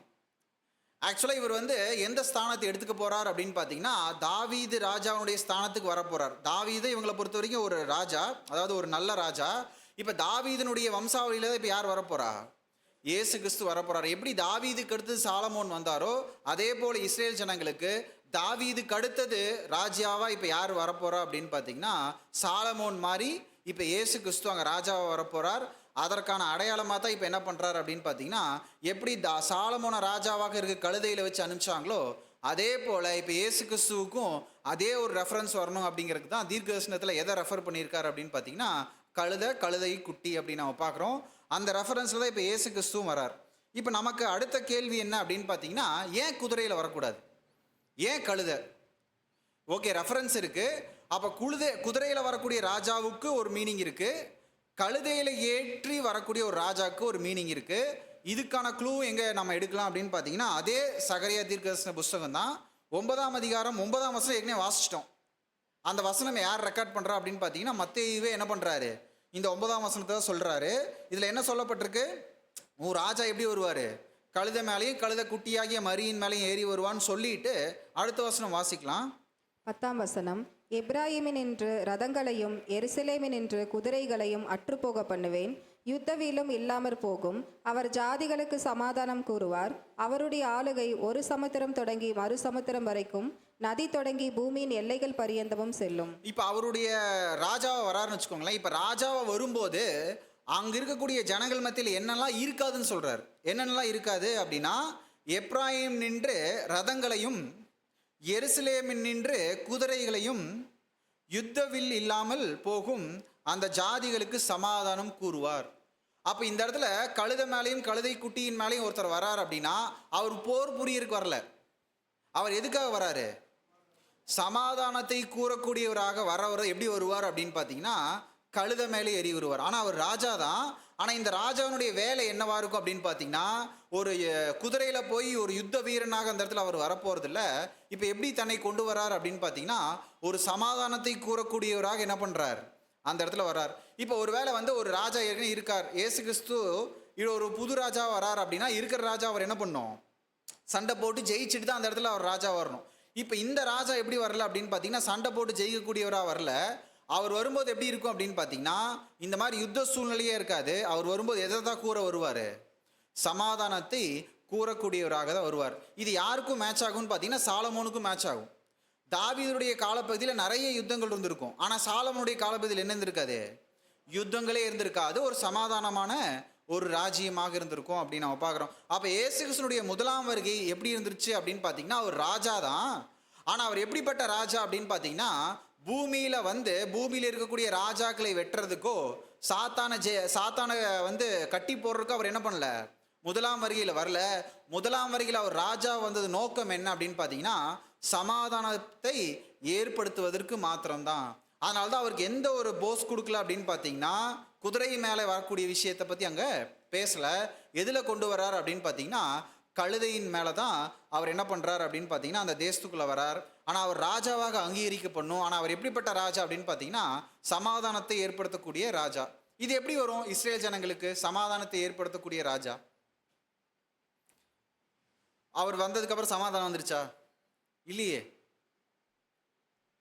ஸோ அப்போ அவர் ஒரு முதலாம் வருகையினுடைய நோக்கம் சமாதானம் அப்படின்னா, அந்த இடத்துல அவர் உலக ஜனங்களை சீர்திருத்தத்துக்காக அவர் வரல. இஸ்ரேல் ஜனங்களை என்ன பண்ணோம், சீர்பொருத்தி தேவனோடு அவங்க என்ன பண்ணோம், ஒப்புரவாக்குவதற்காக, அந்த ஒரு நோக்கத்திற்காக தான் அவர் என்ன பண்ணுறாரு, தேவனுக்கும் மனுஷனுக்கும் சமாதானத்தை ஏற்படுத்துவதற்காக தான் அவர் என்ன பண்ணுறாரு அப்படின்னு பார்த்தீங்கன்னா, தன்னுடைய முதலாம் வருகையில் இஸ்ரேல் ஜனங்கள் மத்தியில் அவர் வர்றார். இவரை பற்றி ப்ராஃபஸியாக ஏசாயால சொல்கிறதும் இதே ஒரு விஷயந்தான். வாசிக்கலாம். ஏசாயா 9ஆம் அதிகாரம் 6 முதல் 7 வசனங்கள். ஏசாயா 9ஆம் அதிகாரம் 6ஆம் வசனம் முதல், நமக்கு ஒரு பாலகன் பிறந்தார், நமக்கு ஒரு குமாரன் கொடுக்கப்பட்டார், கர்த்தத்துவம் அவர் தோளின் மேல் இருக்கும், அவர் நாமம் அதிசயமானவர், ஆலோசனை கர்த்தா, வல்லமையுள்ள தேவன், நித்திய பிதா, சமாதான பிரபு எனப்படும். தாவீதின் சிங்காசனத்தையும் அவருடைய ராஜ்யத்தையும் அவர் திடப்படுத்தி அதை இது முதற்கொண்டு என்றென்றைக்கும் நியாயத்திலும் நீதியினாலும் நிலைப்படுத்தும்படிக்கு அவருடைய கர்த்தத்துவத்தின் பெருக்கத்துக்கும் அதன் சமாதானத்துக்கும் முடிவில்லை. சேனைகளை கர்த்தருடைய வைராக்கியம் இதை செய்யும். ஸோ இப்போ இயேசு கிறிஸ்துடைய பிறப்பை குறித்து சொல்லும்போது எப்படி சொல்கிறார் அப்படின்னா, நமக்கு ஒரு குமாரன் கொடுக்கப்பட்டார், நமக்கு ஒரு பாலகன் பிறந்தார்னு சொல்லிட்டு அவருடைய கேரக்டர்லாம் பேசிட்டு அவர் வந்து என்ன பண்ணுவார், தாவீதின் சிங்காசனத்தையும் அவனுடைய ராஜ்ய பாரத்தையும் அவர் திடப்படுத்தி. ஸோ அப்போ தாவீதனுடைய சிங்காசனத்தில் தான் அவர் வராரு. வந்து அவர் என்ன பண்ணுறாரு, நீதி நியாயத்தை நிலைப்படுத்தி அவருடைய கர்த்தத்துவத்தின் பெருக்கத்திற்கு அதன் சமாதானத்திற்கும் என்ன இல்லை, முடிவே இல்லை. ஸோ அப்போ முதலாம் வருகையினுடைய நோக்கம் என்ன அப்படின்னு பார்த்தீங்கன்னா, இஸ்ரேல் ஜனங்கள் மத்தியில் அவர் என்ன பண்ணோம், நீதி நியாயத்தை செயல்படுத்தி தேவனுக்கும் இஸ்ரேல் ஜனங்களுக்கு என்ன பண்ணோம், சமாதானத்தை ஏற்படுத்தக்கூடிய ஒரு ராஜாவாகத்தான் அவர் என்ன பண்ணுறாருன்னு பார்த்தீங்கன்னா அந்த இடத்துல வரார். ஸோ அப்போ அவர் ராஜா தான். ஆனால் இஸ்ரேல் ஜனங்கள் நினச்சிட்டு இருந்த ராஜா என்ன அப்படின்னு பார்த்தீங்கன்னா, அவர் வந்தோடனே ரோம் அரசாங்கத்தை எடுத்து போட்டுட்டு அவர் என்ன பண்ணுவார், பொலிட்டிக்கல் கிங்காக வருவார். ராஜ்ய பாரத்தை என்ன பண்ணுவார், ஒரு அரசாங்கம் போல இஸ்ரேல் ஜனங்கள் கிட்ட ஏற்படுத்தி அவங்கள என்ன பண்ணுவான்னு நினச்சாங்க, அவங்கள ஒரு வழி நடத்தக்கூடிய ஒரு ராஜாவாக அப்படி எதிர்பார்த்ததுனால தான் என்ன நினச்சாங்க அப்படின்னு பார்த்தீங்கன்னா, இயேசு கிறிஸ்துவை அவங்களால என்ன பண்ண முடியல, ஏற்றுக்கொள்ள முடியல. ஏன்னா இவர் ஒரு தச்சனுடைய குமாரனா வரும்போது இவர்களால் ஏன் அவரை ராஜாவாக ஏற்றுக்கொள்ள முடியல அப்படின்னு பார்த்தீங்கன்னா, இவர்களுடைய எதிர்பார்ப்பு வேற, தேவனுடைய சித்தம் வேற. அவர் நினச்சது என்ன அப்படின்னு பார்த்தீங்கன்னா, இவர் ராஜாவாக தான் அனுப்புகிறார், ஆனால் சமாதானத்துக்குரியவராக என்ன பண்ணப்பட்டார் அப்படின்னு பார்த்தீங்கன்னா இஸ்ரேல் ஜனங்கள் மத்தியில் அனுப்பப்பட்டார். அது கடைசி வரைக்கும் புரியல. இப்போ இயேசு கிறிஸ்து என்ன பண்ணுறாருன்னா, ஃபைனலாக ப்ராஃபஸி இவரே செஞ்சு காட்டுறார். கழுதை மேலே வருவார்னு சொல்லி ராஜா வசனம் இருக்கு இல்லைங்களா, இப்போ அதே போல் நான் என்ன பண்ணுறேன், கழுதை மேலேயே ஏறி ராஜா வரேன்னு சொல்லும்போது அவர் வரும்போது என்ன பண்ணுறாங்கன்னா, தாவீதின் குமாரனுக்கு அப்படின்னு சொல்லிட்டு இயேசு கிறிஸ்து என்ன சொல்கிறாங்க அப்படின்னு பார்த்தீங்கன்னா ராஜா அப்படின்னு சொல்கிறாங்க. அப்போ குதிரை வீரரோடு ஒரு ராஜா வராரு அப்படின்னா அது அவருக்கு பலம். அவர் வந்து ஒரு யுத்த வீரராக வரார், யுத்தம் செய்யக்கூடிய ஒரு ராஜாவாக வருவார். பழைய ஏற்பாட்டு காலத்தில் நீங்கள் கவனித்து பார்த்தீங்கன்னா இஸ்ரேல்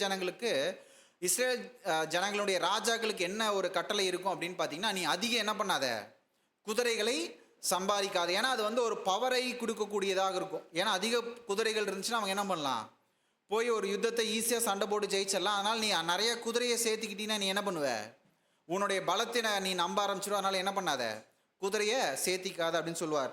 ஆனால் இயேசு கிறிஸ்து இரண்டாம் வருகையில் வரும்போது தீர்க்கதரிசனத்தில் வெளிப்படுத்தின விசேஷத்தில் எப்படி சொல்லப்பட்டிருக்கு அப்படின்னு பார்த்தீங்கன்னா, அவர் எதில் வருவார், குதிரையில் வருவார். ஸோ அப்போ அவர் இரண்டாம் வருகையில் வரும்போது எப்படி வர்றார் அப்படின்னு பார்த்தீங்கன்னா, ஒரு பொலிட்டிக்கல் கிங்காக, அதாவது இந்த உலகத்தையே அவர் என்ன பண்ணுறாரு, ஆளுகை செய்யக்கூடிய ஒரு ராஜாவாக, இங்கே இருக்கக்கூடிய அரசாங்கத்தை எடுத்து போட்டுட்டு வரக்கூடிய ராஜாவாக என்ன பண்ணுறாரு அப்படின்னு பார்த்தீங்கன்னா இரண்டாம் வருகையில் வருவார். ஸோ அப்போ இஸ்ரேல் ஜனங்களுடைய எதிர்பார்ப்பு என்னவா இருந்துச்சு அப்படின்னு பார்த்தீங்கன்னா, இரண்டாம் வருகையில் அவர் என்ன வருவாரோ அதை எதிலேயே எதிர்பார்த்தாங்க, முதலாம் வருகையிலேயே ஒரு பொலிட்டிக்கல் கிங்காக ரோம் அரசாங்கத்தை எடுத்து போட்டு இவர் ஒரு அரசாங்கத்தை ஸ்தாபித்து அதில் இவர் ராஜாவாக இருப்பாருன்னு சொல்லி தான் என்ன பண்ணாங்க, அவங்க எதிர்பார்த்தாங்க. அந்த எதிர்பார்ப்பு தவறுங்கிறதுனால தான் அவர் என்ன பண்ணுறாருன்னா, கழுதை மேலேயும் கழுதை குட்டியின் மேலேயும் அவர் என்ன பண்ணுறாரு, வராரு. ஏன்னா சாலமோனும் இதே போல் கழுதையின் மேலே போய் தான் ராஜாவாக அபிஷேகம் பண்ணப்பட்டார். இப்போ நம்ம கூட நினைக்கலாம், அவங்க இப்படி தான் ராஜாவாக வருவாங்க அப்படின்னு சொல்லி நீங்கள் எப்படி நினைக்கிறீங்க அப்படின்னா அதுக்கு ஒரு ரெஃபரன்ஸ் இருக்குது, வாசிக்கலாம். யோவான் 6ஆம் அதிகாரம் 14-15 வசனம். யோவான் 6ஆம் அதிகாரம் 14ஆம் வசனம் முதல். இயேசு செய்த அற்புதத்தை அந்த மனுஷர் கண்டு, மெய்யாகவே இவர் உலகத்தில் வருகிறவரான தீர்க்கதரிசி என்றார்கள். ஆதலால் அவர்கள் வந்து தம்மை ராஜாவாக்கும்படி பிடித்து கொண்டு போக மனதாய் இருக்கிறார்கள் என்று இயேசு அறிந்து மறுபடியும் விலகி தனியே மலையின் மேல் ஏறினார். இப்போ இயேசு கிறிஸ்துவுக்கு வந்து ராஜாவாகணுங்கிற எண்ணம் இருந்துருச்சுன்னா அவன் என்ன பண்ணியிருக்கலாம் ஈஸியாக. இப்போ இவர் செஞ்ச அற்புதத்தை பார்த்தோன்னே அவங்களுக்கு எல்லாத்துக்கும் என்ன பிடிச்சிருச்சுன்னா, இவர்கிட்ட ஏதோ ஒரு வல்லமை இருக்குது, இவர் என்ன பண்ணிடலாம், ராஜாவாக அபிஷேகம் பண்ணிடலாம் டிசைட் பண்ணுறாங்க. இது இவருடைய மைண்டில் புரிஞ்சுட்டு இவர் என்ன பண்ணுறாரு, இவங்க இப்போ விட்டோம்னா நம்மளை கொண்டு போய் என்னன்னு சொல்லிடுவாங்க, ராஜான்னு சொல்லிடுவாங்க, இது நமக்கு தேவையில்லைன்னு சொல்லிட்டு அந்த இடத்துல இருந்து அவர் என்ன பண்ணுறாரு, ஸ்கிப் ஆகிறார். அவர் வந்த நோக்கம் சமாதானத்தை கொடுக்கக்கூடிய ஒரு ராஜா வந்தார். இவங்களுடைய நோக்கம் என்ன அப்படின்னு பார்த்தீங்கன்னா, அரசாங்கத்தை பெற்றுக்கொள்ளக்கூடிய ராஜாவாக அவர் வருவார்னு சொல்லி தான் அவங்க எதிர்பார்த்தாங்க. இது அவங்க மட்டும் இல்லை, ஸ்ரீஷர்களும் அப்படிதான் எதிர்பார்த்தாங்க. வாசிக்கலாம். இப்போ நம்ம படிக்கக்கூடிய வசனம் இயேசு கிறிஸ்து மரிச்சதுக்கப்புறம் பேசக்கூடிய வசனம். வாசிக்கலாம். லூக்கா 24ஆம் அதிகாரம் 20ஆம் வசனம் 21ஆம் வசனம். லூக்கா 24ஆம் அதிகாரம் 20ஆம் வசனம் முதல். நம்முடைய பிரதான ஆசாரியரும் அதிகாரிகளும் அவரை மரண ஆக்கினைக்குட்படுத்தி சிலுவையில் அறைந்தார்கள். அவரே இஸ்ரேலை மீட்டு ரட்சிப்பவர் என்று நாங்கள் நம்பியிருந்தோம். இவைகள் சம்பவித்து இன்னும் 3 நாளாக்கி. சீசர்கள் என்ன சொல்றாங்கன்னா, இப்ப பிரதான ஆசிரியர் எல்லாரும் என்ன பண்ணிட்டாங்க, இவரை மரண ஆக்கினைக்குள்ளாக்கி சிலுவையில் என்ன பண்ணியாச்சு, அரைஞ்சிட்டாங்க. நாங்க என்ன நினைச்சோம், இஸ்ரேலை மீட்டு ரட்சிப்பவர் என்று நாங்கள் நம்பி இருந்தோம். அப்படின்னா இவங்களுடைய எண்ணமும் என்னவா இருந்துச்சு அப்படின்னு பார்த்தீங்கன்னா, இவர் என்ன பண்ணுவார், இஸ்ரேல் ஜனங்களை மீட்டு ஒரு ராஜாவா ரூல் பண்ணுவாருன்னு சொல்லி இவங்க என்ன பண்ணாங்கன்னு எதிர்பார்த்துட்டு இருந்தாங்க. அந்த எதிர்பார்ப்பு தவறுங்கிறத அவர் என்ன பண்ணியிருக்காரு அப்படின்னு பார்த்தீங்கன்னா, அந்த எருசலேம்ல கழுதையின் மேலே அந்த பவனி வந்ததில் அவர் என்ன பண்ணுறாரு சொல்கிறார் அப்படின்னு நம்ம பார்க்குறோம். அது இந்த பவனி வராரு இல்லைங்களா, பவனி வந்து முடிச்சதுக்கப்புறம் ஒரு இன்சிடென்ட் நடக்குது. அந்த இன்சிடென்ட் தான் இஸ்ரேல் ஜனங்களுடைய கரெக்டான மனநிலையை வெளிப்படுத்துறதா இருக்குது. வாசிக்கலாம், யோவான் 12ஆம் அதிகாரம் 14 15 வசனங்கள். யோவான் 12ஆம் அதிகாரம் 14ஆம் வசனம் முதல், அவர் இத்தனை அற்புதங்களை அவர்களுக்கு முன்பாக செய்திருந்தும் அவர்கள் அவரை விசுவாசிக்கவில்லை. இப்போ இந்த பவனி வராரு இல்லைங்களா, அதனுடைய சப்சீக்வெண்ட் இன்சிடென்ட் தான் இந்த 14ஆம் வசனம் 15ஆம் 37ஆம் வசனத்துலேருந்து 40ஆம் வசனம் வரைக்கும். ஏன்னா யோவான் 12 முதலாம் வசனம் தான் எது அப்படின்னு பார்த்தீங்கன்னா, அவர் என்ன பண்ணுவார், 6 நாளைக்கு முன்பே எங்கே வராரு, எருசலேமுக்கு முன்னாடி வராரு அப்படின்னு நம்ம பார்க்குறோம். அதுக்கப்புறம் தான் அங்கிருந்து தான் என்ன பண்ணுறாரு, எருசலேமுக்குள்ளே ட்ராவல் ஆகிறார். இந்த இன்சிடென்ட் முடிஞ்சதுக்கப்புறம் என்ன சொல்லப்படுதுன்னா, அவர் இத்தனை அற்புதங்களை அவர்களுக்கு முன்பாக செய்திருந்தும் அவர்கள் அவர் என்ன பண்ணல, விசுவாசிக்கவில்லை. தொடர்ந்து வாசிக்கலாம். கர்த்தாவே, எங்கள் மூலமாய் கேள்விப்பட்டதை விசுவாசித்தவன் யார்? கர்த்தருடைய புயம் யாருக்கு வெளிப்பட்டது என்று ஏசாயா தீர்க்கதரிசி சொன்ன வசனம் நிறைவேறும்படி இப்படி நடந்தது. ஆகையால் அவர்கள் விசுவாசிக்க மாட்டாமல் போனார்கள். ஏனெனில் ஏசாயா பின்னும் அவர்கள் கண்களினால் காணாமலும் இருதயத்தினால் உணராமலும் குணப்படாமலும் இருக்கும்படிக்கும், நான் அவர்களை ஆரோக்கியமாக்காமல் இருக்கும்படிக்கும் அவர்களுடைய கண்களை அவர் குருடாக்கி அவர்கள் இருதயத்தை கடினமாக்கினார் என்றார். இப்போ நீங்கள் கவனிச்சு பார்த்தீங்கன்னா, யோவான் அதிகமாக ப்ராஃபஸியை ரெஃபர் பண்ணியிருக்க மாட்டார். ஆனால் இந்த இடத்துல எதை ரெஃபர் பண்ணுறாரு யோவான்? மற்ற இது அதிக ப்ராஃபஸி ரெஃபர் பண்ணுவார். ஏசாயாவில் சொல்லியிருக்கு, எரேமியாவில் சொல்லியிருக்கு அப்படின்ட்டு. ஆனால் யோவான் இந்த இடத்துல என்ன ரெக்கார்ட் பண்ணுறாரு அப்படின்னு பார்த்தீங்கன்னா, ஏசாயா சொன்னது கரெக்டு.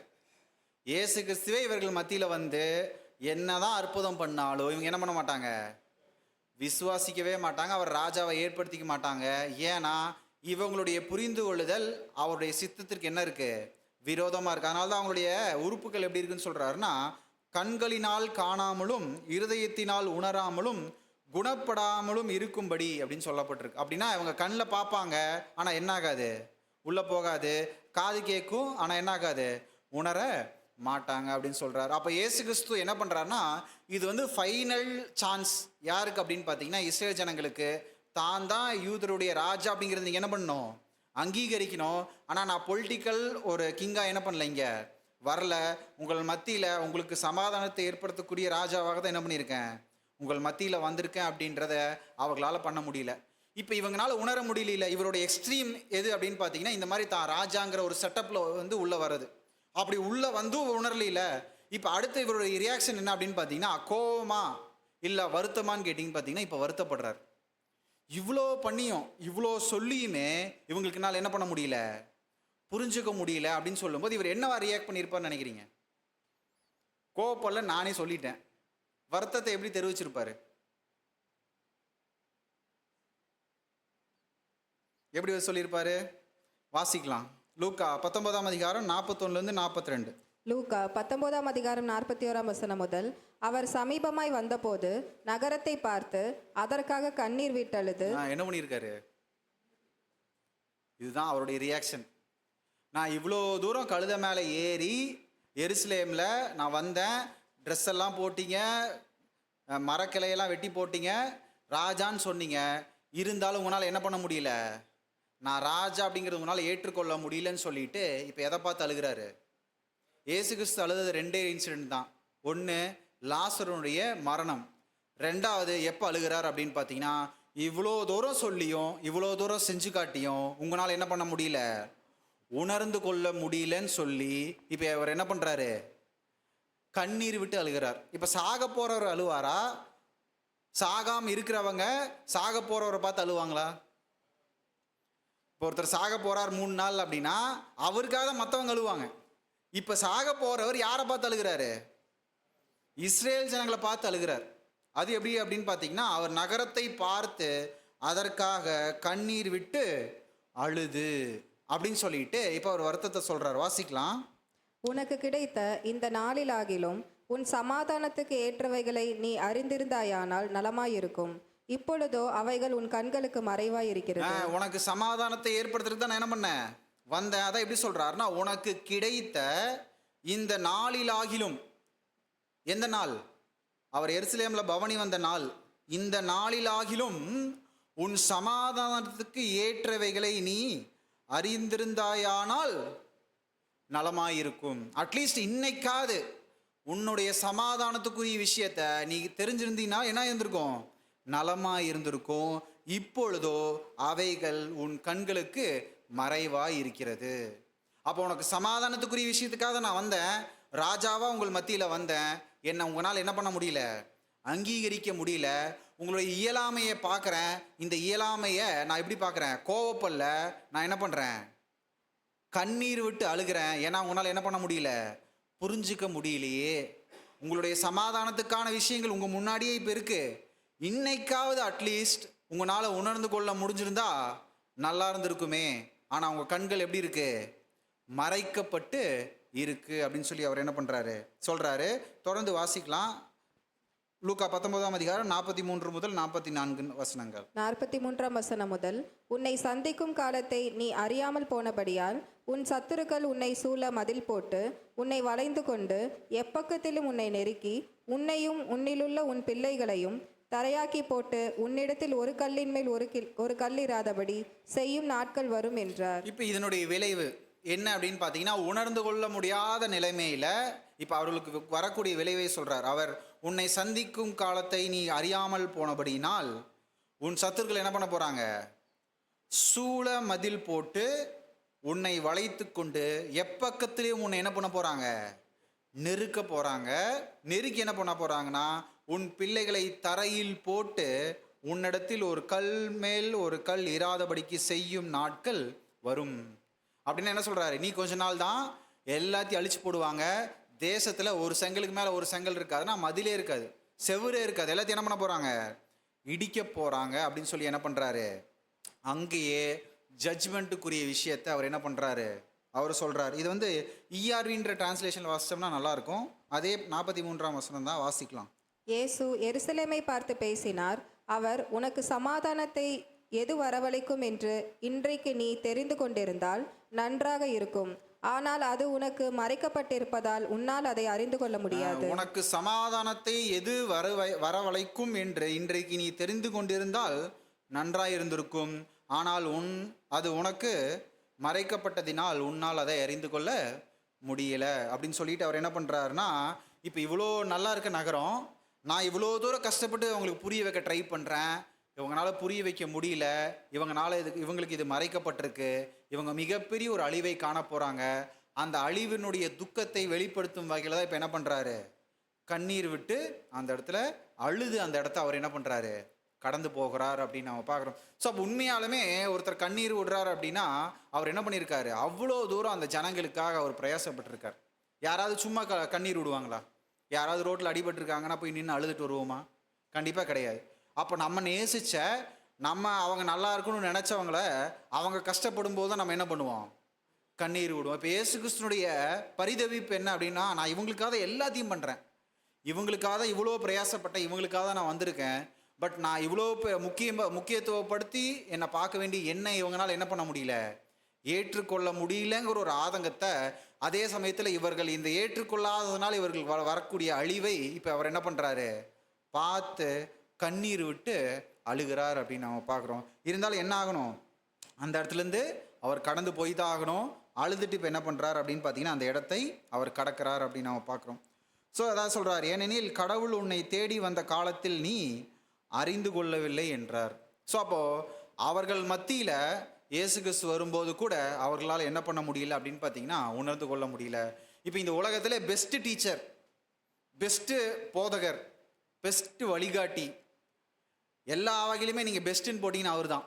அவரே அவங்க மத்தியில் இருக்கும்போது கூட, அவரே அவர்களுக்கு போதிக்கும் போது கூட, அவரே அவர்களுக்கு அற்புதம் செய்யும் போது கூட உணர்ந்து கொள்ள முடியாத ஒரு இருதயம் உள்ளவர்களாக இஸ்ரேல் ஜனங்கள் இருக்காங்க அப்படின்னா அதனால தான் அவர் சொல்கிறார், இப்போ அவங்க பேசலைன்னா எதுவே பேசிடும், கல்லே பேசும். இப்போ அவங்க எப்படி இருக்காங்க? அப்படி இறுகி போன ஒரு நிலைமையில் கல் மாதிரி இருக்காங்க.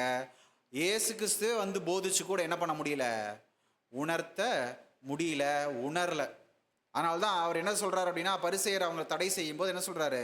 இவங்க இப்போ வாய் திறந்து பேசலைன்னா எதுவே பேசிடும், கல்லே பேசிரும் அப்படின்னு சொல்றார். அப்போ அந்த மாதிரி ஒரு இருதயத்தை அவர் குணப்படுத்துறதுக்கு தான் ட்ரை பண்றார், முடியல. ஃபைனலாக அவர் என்ன பண்ணுறாருனா, அவர்களுடைய இயலாமையை பார்த்து, அவர்களுக்கு வரக்கூடிய அழிவை பார்த்து இப்போ என்ன பண்ணுறாரு, கடைசியாக அவர்னால் முடிஞ்சது என்னது, கண்ணீர் விட்டு அழுதுட்டு என்ன பண்ணிட்டார் அப்படின்னு பார்த்தீங்கன்னா, அவருடைய ப்ராசஸ்குள்ளே அவர் என்ன பண்ணிட்டாரு, கடந்து போயிட்டார். அப்போ இஸ்ரேல் ஜனங்களுடைய அவருடைய அழிவுக்கு காரணம் என்ன அப்படின்னு பார்த்தீங்கன்னா, அவருடைய அறியாமை தான். தேவன் அவர்களுக்காக கொடுக்கக்கூடிய எந்த நல்ல விஷயத்தையும் அவங்களால என்ன பண்ண முடியாது அப்படின்னு பார்த்தீங்கன்னா, புரிஞ்சுக்க முடியாது, பிடிச்சிக்கவும் முடியாது. இஸ்ரேல் ஜனங்களை பொறுத்த வரைக்கும் அவங்களுக்கு என்னதான் நன்மை கொடுத்தாலுமே அந்த நன்மையை ரிசீவ் பண்ணுறக்கே அவங்களுக்கு தெரியாது. அவங்க என்ன பண்ணுவாங்க, அந்த நன்மையவே உதாசீனப்படுத்துவாங்க. அதான் பழைய ஏற்பாடு காலத்தில் நம்ம பார்க்கும்போது, மன்னா கொடுத்தா டெய்லி மன்னாவா, எங்களுக்கு என்ன பண்ணு கொடு, காடை கொடு அப்படின்னா அவர்களை பொறுத்த வரைக்கும் என்ன அப்படின்னு பார்த்தீங்கன்னா, என்ன நன்மை கொடுத்தீங்கனாலும் சரி அந்த நன்மையை என்ன பண்ண முடியாது, ஏற்றுக்கொள்ளக்கூடிய பக்குவம் கூட அவங்களுக்கு கிடையாது அப்படின்னு நம்ம பார்க்குறோம். ஏன்னா அவர்கள் என்னைக்குமே தேவனுடைய எதிர்பார்ப்பு என்னன்னு அவங்க என்னவே பண்ணல, புரிஞ்சுக்கவே இல்லை. வாசிக்கலாம், ஓசியா 4ஆம் அதிகாரம் 6ஆம் வசனம். ஓசியா 4ஆம் அதிகாரம் 6ஆம் வசனம். என் ஜனங்கள் அறிவில்லாமையினால் சங்காரமாகிறார்கள். நீ அறிவை வெறுத்தாய், ஆகையால் நீ என் ஆசாரியனாய் இராதபடிக்கு நானும் உன்னை வெறுத்து விடுவேன். நீ உன் தேவனுடைய வேதத்தை மறந்தாய், ஆகையால் நானும் உன் பிள்ளைகளை மறந்து விடுவேன். அவர் என்ன சொல்றாரு, இப்ப அறிவை வெறுத்தாய் அப்படின்னா இப்ப கலோக்கியில திட்டுறதை அவர் சொல்ல, அவர் என்ன சொல்றாரு அப்படின்னு பார்த்தீங்கன்னா, நீ உன் தேவனுடைய வேதத்தை மறந்தாய். அப்போ எதை விட்டுருவாங்க அப்படின்னு பார்த்தீங்கன்னா, என்றைக்குமே தேவன் அவருடைய வேத வார்த்தைகள் என்ன பண்ணியிருப்பார், அவர்கள் கையில் கொடுத்துருப்பாங்க, அதை தொடவே மாட்டாங்க, அதை படிக்கவே மாட்டாங்க, அதை உணர்ந்து கொள்ளவே அவர்கள் மாட்டாங்க. அப்படி அந்த விஷயத்தை தான் அவர் என்ன சொல்கிறார், என்னுடைய ஜனங்கள் அறிவில்லாமையினால் என்ன பண்ணுறாங்க, சங்காரம் ஆகிறார்கள். அவருடைய அழிவுக்கு ஒரே ஒரு காரணம் தான், சரியான புரிந்து கொள்ளுதல் அவர்கள் மத்தியில் இருந்ததே இல்லை.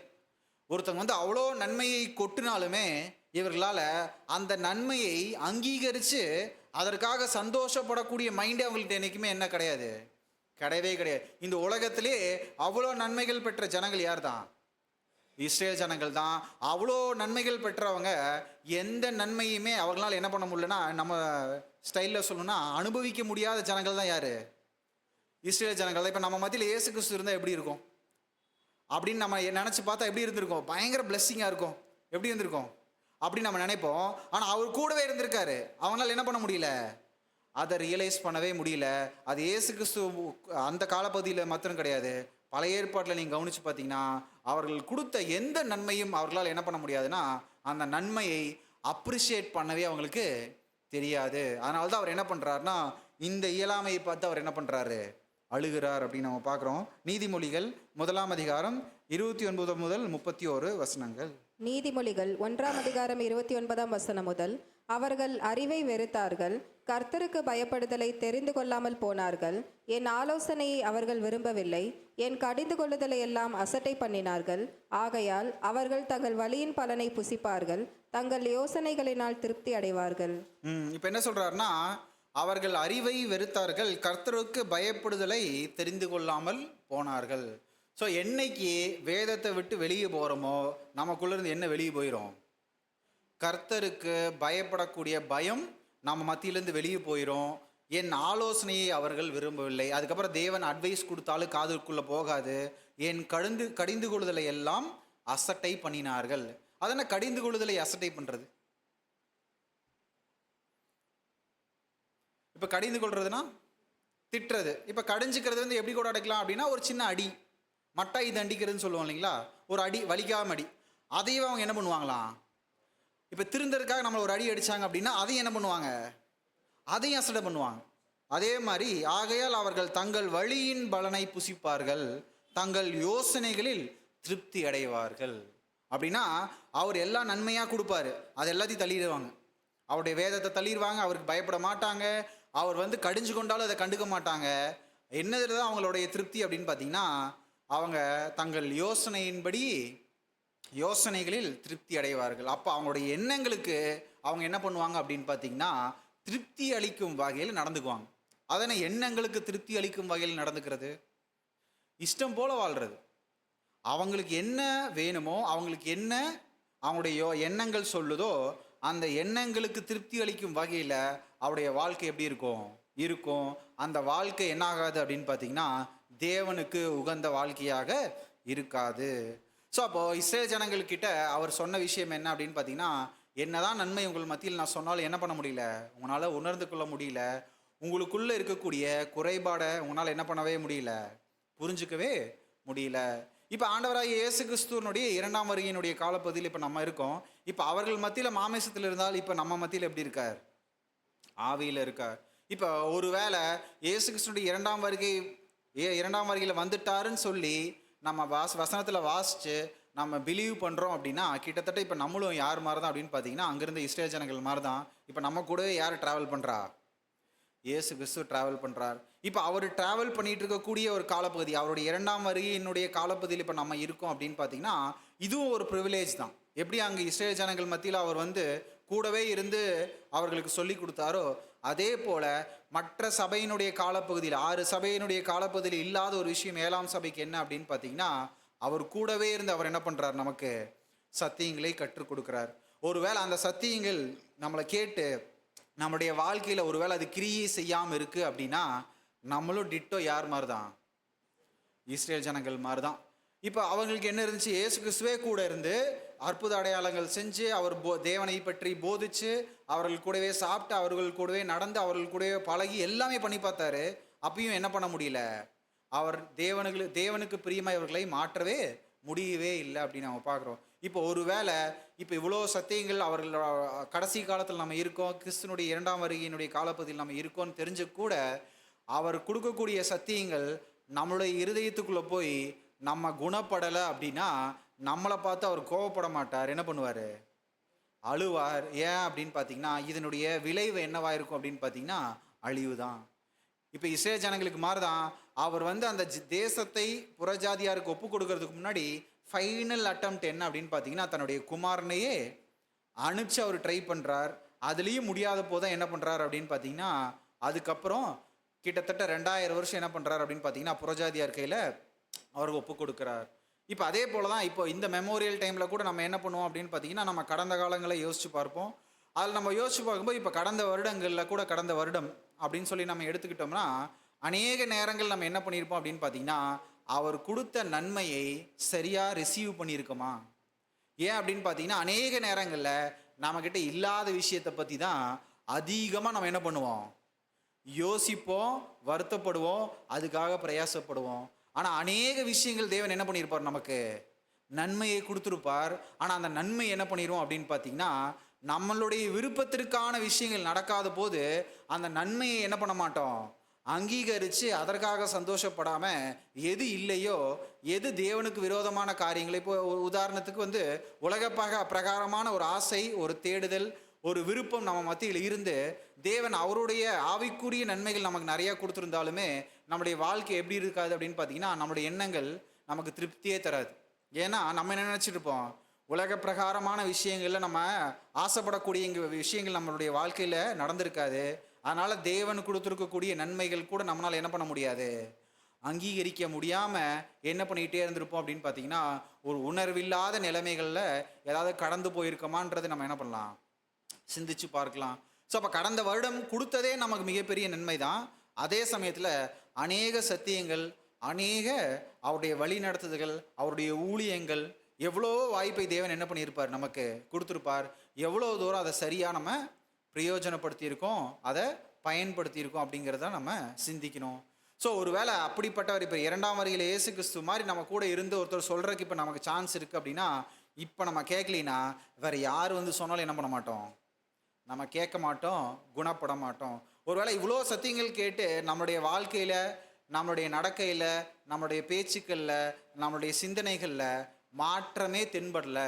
போன வருஷங்களில் அதுக்கு முன்னாடி நம்ம எப்படி இருந்தனோ, கடந்த வருடமும் என்னுடைய வார்த்தைகள், என்னுடைய சிந்தனைகள், என்னுடைய நடக்கைகள், என்னுடைய யோசனைகள் எல்லாமே பழைய மாதிரியே தான் இருந்துச்சு அப்படின்னா, நமக்குள்ளேயும் வசனங்கள், சத்தியங்கள் போய் என்ன பண்ணவே இல்லை, கிரியை செய்யவே இல்லை. இஸ்ரேல் ஜனங்கள் மாதிரி நம்மளும் எப்படி தான் இருக்கும் அப்படின்னு பார்த்தீங்கன்னா, குணப்படாத இருதயம் உள்ளவர்களாக நம்ம இருக்கிறதுக்கான வாய்ப்புகள் இருக்குது. அப்போ நம்ம எது அதிகமாக சிந்திக்க வேண்டியிருக்கிறா இருக்கோம் அப்படின்னு பார்த்தீங்கன்னா, எவ்வளோ தூரம் நம்ம கிட்ட மாற்றத்தை நம்ம காட்டியிருக்கோம். இது மற்றவர்களுக்கு கிடையாது. அதான் நம்ம நேற்றே பார்த்தோம். ஒருவன் வந்து தன்னைத்தானே சோதித்து அறிந்தால் அவன் என்ன பண்ண மாட்டான், நியாயம் தீர்க்கப்படான் அப்படின்னு நம்ம பார்க்குறோம். ஸோ அப்போது நம்ம கடந்த காலங்களில் தேவன் கொடுத்த நன்மையை நம்ம எந்த அளவுக்கு அங்கீகரித்து அதற்காக தேவனிடத்தில் நன்றி செலுத்தி அந்த திருப்தியில் நம்ம எவ்வளோ தூரம் நம்ம கடந்திருக்கோம், அவருடைய சத்தியத்தினால நம்ம எந்த அளவுக்கு குணப்பட்டிருக்கோம், எந்த அளவுக்கு மாற்றங்கள் நம்முடைய வாழ்க்கையில் நம்மளுடைய லைஃப்பில் நம்மளுடைய டே டு டே ஆக்டிவிட்டீஸில் வந்திருக்கு அப்படிங்கிறத நம்ம என்ன பண்ணோம், சிந்திக்கணும் அப்படின்னு நம்ம பார்க்குறோம். ஏன் அப்படின்னு பார்த்தீங்கன்னா அநேக நேரங்களில் நம்மளுடைய குறைபாடு நமக்கு தெரியவே தெரியாது. நம்மளுடைய மிகப்பெரிய டிஸ்அட்வான்டேஜ், இப்போ இஸ்ரேல் ஜனங்களுக்கு எப்படி இயேசு கிறிஸ்து என்ன தான் சொன்னாலும் அது கேட்கலையோ, அதே போல் நம்மளுடைய குறைகள் என்ன ஆகாது அப்படின்னு பார்த்தீங்கன்னா நமக்கு தென்படாது. இதுதான் வந்து தாவீது சொல்கிறார். வாசிக்கலாம். சங்கீதம் 19ஆம் சங்கீதம் 12ஆம் வசனம். 19ஆம் சங்கீதம் 12ஆம் வசனம். தன் பிழைகளை உணருகிறவன் யார்? மறைவான குற்றங்களுக்கு என்னை நீங்களாக்கும். கீழே இருக்குது ERV. தம் தவறுகளை உணர்ந்து கொள்பவர் யார்தாம்? என் அறியா பிள்ளைக்காக என்னை மன்னியும். இப்போ இந்த இஸ்ரேல் ஜனங்களை பார்த்து இயேசு கிறிஸ்து என்ன பண்றாரு, பரிதபிக்கிறார். ஏன் அப்படின்னா அவங்களால என்ன பண்ண முடியல, அவங்களுடைய குறைகளை அவர்களால் புரிஞ்சு கொள்ள முடியல. புரிஞ்சுக்கிட்டு என்ன பண்ணியிருப்பாங்க, சரி செஞ்சிருப்பாங்க. இப்போ அதே போல தாவீது என்ன சொல்றாரு அப்படின்னு பார்த்தீங்கன்னா, தன் பிழைகளை உணர்கிறவன் யார் அப்படின்னா, நமக்கு மற்றவர்களுக்கு அட்வைஸ் பண்ணுறதுல நம்ம எப்படி இருப்போம், எக்ஸ்பர்ட்டாக இருப்போம். ஆனால் நமக்குள்ளே இருக்கக்கூடிய தவறுகளை கண்டுபிடிச்சி அதை சரி செய்கிறவங்க எத்தனை பேரோ அவங்க தான் என்ன பண்ண முடியும் அப்படின்னு பார்த்தீங்கன்னா கிறிஸ்துனுடைய சாயலை தெரிவித்து கொள்ள முடியும். அப்போ கிறிஸ்துனுடைய சாயலை தெரிவித்து கொள்ளக்கூடியவர்கள் எப்படிப்பட்டவர்களாக இருப்பாங்க அப்படின்னு பார்த்தீங்கன்னா, தங்களுடைய வாழ்க்கையில் தங்களுடைய யோசனைகள், சிந்தனைகள், பேச்சுக்கள், நடவடிக்கைகளில் அதிகமாக கவனமாக இருந்து தங்களுக்குள்ளே இருக்கக்கூடிய தவறுகளை கண்டறிந்து யார் அதை களைந்து கொண்டே இருக்கிறார்களோ அவர்களால் மாத்திரம்தான் என்ன பண்ண முடியும் அப்படின்னு பார்த்தீங்கன்னா இயேசு கிறிஸ்து எதிர்பார்க்கக்கூடிய குணலட்சணத்தை பெற்றுக்கொள்ள முடியும். அதான் அவர் என்ன சொல்கிறாருன்னா, நம்ம இப்போ நேற்று பார்த்த சப்ஜெக்ட் தான். ஒருவன் தன்னைத்தானே சோதித்து அறிந்தால் நியாயம் தீர்க்கப்படான். அப்போ நியாயம் தீர்க்கப்படக்கூடாது அப்படின்னா அதுக்கு முன்னாடி என்ன பண்ணிடணும், சோதித்து அறியணும். அப்போ நம்ம நியாய தீர்ப்புக்குள்ளே போய் நம்ம நிற்காமல் இருக்கணும் அப்படின்னா நம்ம அதுக்கு முன்னாடி என்ன பண்ணோம், தன்னைத்தானே சோதித்து அறிந்து கொள்ள வேண்டும். அப்போ நம்மளை பற்றி நமக்கு தான் என்ன ஆகாதுன்னு பார்த்தீங்கன்னா அதிகமாக தெரியாது. என்ன தெரியாது அப்படின்னு பார்த்தீங்கன்னா நம்மளுடைய தவறுகள் நமக்கு அதிகமாக தெரியாது. ஆனால் யாருக்கு நல்லா தெரிஞ்சிடும், நம்ம கூட இருக்கிறவங்களுக்கு நல்லா தெரியும். சில டைம் வந்து அவங்க சொன்னால் நமக்கு என்ன வரும், கோபம் வரும். ஏன் அப்படின்னா அது எப்படி நம்மளை அவங்க சொல்லலாம் அப்படின்ட்டு. அப்படி நம்ம அவங்க சொல்லக்கூடாதுன்னு நம்ம நினைக்கிறோம் அப்படின்னா, மற்றவர்கள் நம்முடைய தவறை சுட்டி காட்டக்கூடாது அப்படின்னா சுட்டி காட்டாத அளவுக்கு நம்ம என்ன பண்ணிக்கணும், நடந்துக்கணும். அப்படி சுட்டி காட்டாமல் நம்ம தவறு செய்யாமல் நடந்துக்கணும் அப்படின்னா அதிகமாக நம்முடைய தவறுகளை நாமே கண்டறிய வேண்டியவர்களாக இருக்கிறோம். அப்படி கண்டறிஞ்சு நம்ம செஞ்சோம் அப்படின்னு பார்த்தீங்கன்னா அந்த வசனத்தில் சொல்லப்பட்டபடி தன்னைத்தானே சோதித்தறிந்து நியாய தீர்ப்புக்கு உட்படாமல் நம்ம என்ன பண்ணலாம், இருக்கலாம். அதான் அவர் என்ன சொல்கிறாருன்னா, தாவீது என்ன ப்ரேயரில் கேட்குறாருன்னா, தம் தவறுகளை உணர்ந்து கொள்பவன் யார்தாம், என் அறியா பிழைகளுக்காக என்னை மன்னியும். அப்படின்னா எனக்குள்ளேயும் நான் தப்பு பண்ணியிருப்பேன், அந்த தப்பு என்ன ஆகாது எனக்கு தெரியாது. அதனால் இந்த தப்பு பண்ணிட்டேன்னு சொல்லி எனக்கு என்ன பண்ண தெரியாது, மன்னிப்பு கேட்க தெரியாது. அதனால் அறியாமல் செஞ்ச பிள்ளைகளுக்கு நீங்கள் என்ன பண்ணுங்க, என்ன மன்னிங்க. அப்போ நம்ம எதில் தான் அதிகமாக கவனம் செலுத்தக்கூடியவர்களாக இருக்கணும் அப்படின்னு பார்த்தீங்கன்னா நம்மளுடைய தவறுகள். அந்த தவறுகள் எப்போ நம்மளுடைய அறிவு கேட்டோம் அப்படின்னு பார்த்தீங்கன்னா எப்போ நம்மளுடைய செயல்பாடுகளில் குறைவு இருக்குன்னு சொல்லி சிந்திக்கிறோமோ அப்போ தான் நம்முடைய குறைகள் நம்முடைய கண்ணில் தென்படும். அப்படி தென்படும் போது தான் அதை செய்து கொள்ளக்கான வாய்ப்புகள் நமக்கு கிடைக்கும். அப்போ இந்த மெமோரியல் நம்ம என்ன பண்ணுறோம் அப்படின்னு பார்த்தீங்கன்னா, ஒவ்வொரு மெமோரியலும் சரி தான் நம்ம என்ன பண்ணுறோம் அப்படின்னு பார்த்தீங்கன்னா, நம்மளை நாமே சுய பரிசோதனை செய்துட்டோம் அப்படின்னா நம்ம எங்கே போய் நிற்க மாட்டோம், நியாய தீர்ப்புக்கு போய் நம்ம நிற்க மாட்டோம். ஸோ அப்போ இந்த இடத்துல நம்ம மெமோரியல் பொறுத்த வரைக்கும் பியூராக லிட்டரலாக நம்ம யோசித்தோம் அப்படின்னு பார்த்தீங்கன்னா அது முழுக்க தனி மனுஷனுடைய கேரக்டர் தான் தேவன் பார்க்க போகிறார். அந்த இடத்துல குடும்பமோ சபையோ கணவனோ மனைவியோ குழந்தையோ எந்த கம்பேரிசனும் கிடையாது. அங்கே முழுக்க நம்ம தேவனுக்கு முன்பாக தனியாக என்ன பண்ணப்படுவோம், நிறுத்தப்படுவோம். அப்போ நம்ம என்ன பண்ணணும் அப்படின்னு பார்த்தீங்கன்னா, நான் தனி மனுஷனா நம்முடைய செய்யக்கூடிய எந்த தவறுகளுக்கும் யார் என்ன பண்ண முடியாது, கை காட்ட முடியாது. நான் இந்த தப்பு பண்ணதுக்கு காரணம் இந்த பிரதர் தான், இந்த சிஸ்டர் தான் அப்படின்னு சொல்லி எல்லாம் என்ன பண்ண முடியாது, கை காட்டவே முடியாது. தவறுகளுக்கு காரணம் முக்கியமாக நம்ம தான். அப்போ அந்த தவறு செய்யறதுக்கான முகாந்திரம் என்னன்னு கண்டுபிடிச்சு அந்த தவறுலேருந்து விடுபடக்கூடியவர்களாக நம்ம இருக்கணும். அதான் தாவீதினுடைய அந்த கோர் பாயிண்ட் என்ன அப்படின்னு பார்த்தீங்கன்னா, என்னுடைய தவறு சில டைம் எனக்கே தெரியாது, ஆனால் அது தவறுங்கிறதுக்காக உங்கள்கிட்ட மன்னிப்பு கேட்க வேண்டியது என்னுடைய வேலை. அதனால் நான் என்ன பண்ணுறேன், என் அறியா பிழைகளுக்காக என்னை மன்னியும். அப்போ நம்ம என்ன பண்ணோம், நம்மளை குறித்து நம்ம எவ்வளோ தூரம் சிந்திக்கிறோமோ, நம்மளுடைய குறைபாடுகளை குறித்து எவ்வளோ கவனமாக இருக்கோமோ, அவ்வளோ தூரம் நம்ம குணப்படுவோம், தேவனுக்கு பிரியமாக மாறுவோம். அவர் சொல்லக்கூடிய கருத்துக்கள் நம்ம மைண்டில் இருக்கும், அது நம்மளை என்ன பண்ணும் அப்படின்னு பார்த்தீங்கன்னா குணப்படுத்தும். இல்லை அப்படின்னா நம்மளை பார்த்து என்ன சொல்லுவார்னா, உங்களுக்கு கொடுத்ததுக்கு நான் ஒரு கல் கொடுத்துருந்தேன், அந்த கல் கூட என்ன பண்ணிடும், பேசிடும். வாசிக்கலாம் எபிரேயர் 9:7. எபிரேயர் 9:7. 2ஆம் கூடாரத்தில் தலைமை குறி மட்டுமே ஆண்டுக்கு ஒரு முறை செல்வார். அப்போது அவர் தமக்காகவும் மக்கள் அறியாமையால் செய்த பிழைக்காகவும் இரத்தத்தை கொண்டு போய் படைப்பார். இப்போ அந்த பழைய ஏற்பாட்டு நியமங்களில் அந்த பலி செலுத்தக்கூடிய தன்மையை குறித்து சொல்லும்போது கூட எதை தான் முக்கியத்துவப்படுத்துறாரு அப்படின்னா, அவர் மகா பரிசுத்த ஸ்தலத்தில் போய் என்ன பண்ணுவார், ரத்தத்தை தெளிப்பார் இல்லைங்களா. அப்படி தெளிக்கிறத எதற்காக தெளிக்கிறார் அப்படின்னு சொல்லப்பட்டிருக்கு அப்படின்னு பார்த்தீங்கன்னா, அப்பொழுது அவர் தமக்காகவும், யார் அந்த ஆசாரியன், தமக்காகவும் மக்கள் அறியாமையால் செய்த பிழைகளுக்காகவும் ரத்தத்தை கொண்டு போய் என்ன பண்ணுறாரு, தெளிக்கிறார். அப்போ இவங்கெல்லாம் எந்த அளவுக்கு கேர்ஃபுல்லாக இருந்திருக்காங்க அப்படின்னு பார்த்தீங்கன்னா, அறியாமையில் செஞ்ச தவறு கூட என்ன பண்ணணும்னு நினச்சிருக்காங்க, மன்னிப்பை பெற்றுக்கொள்ளணும்னு சொல்லி அவங்க நினச்சிருக்காங்க அப்படின்னு நம்ம பார்க்குறோம். இப்போ நம்ம தவறுன்னு தெரிஞ்சு எத்தனை தவறுகள் செய்கிறோம்.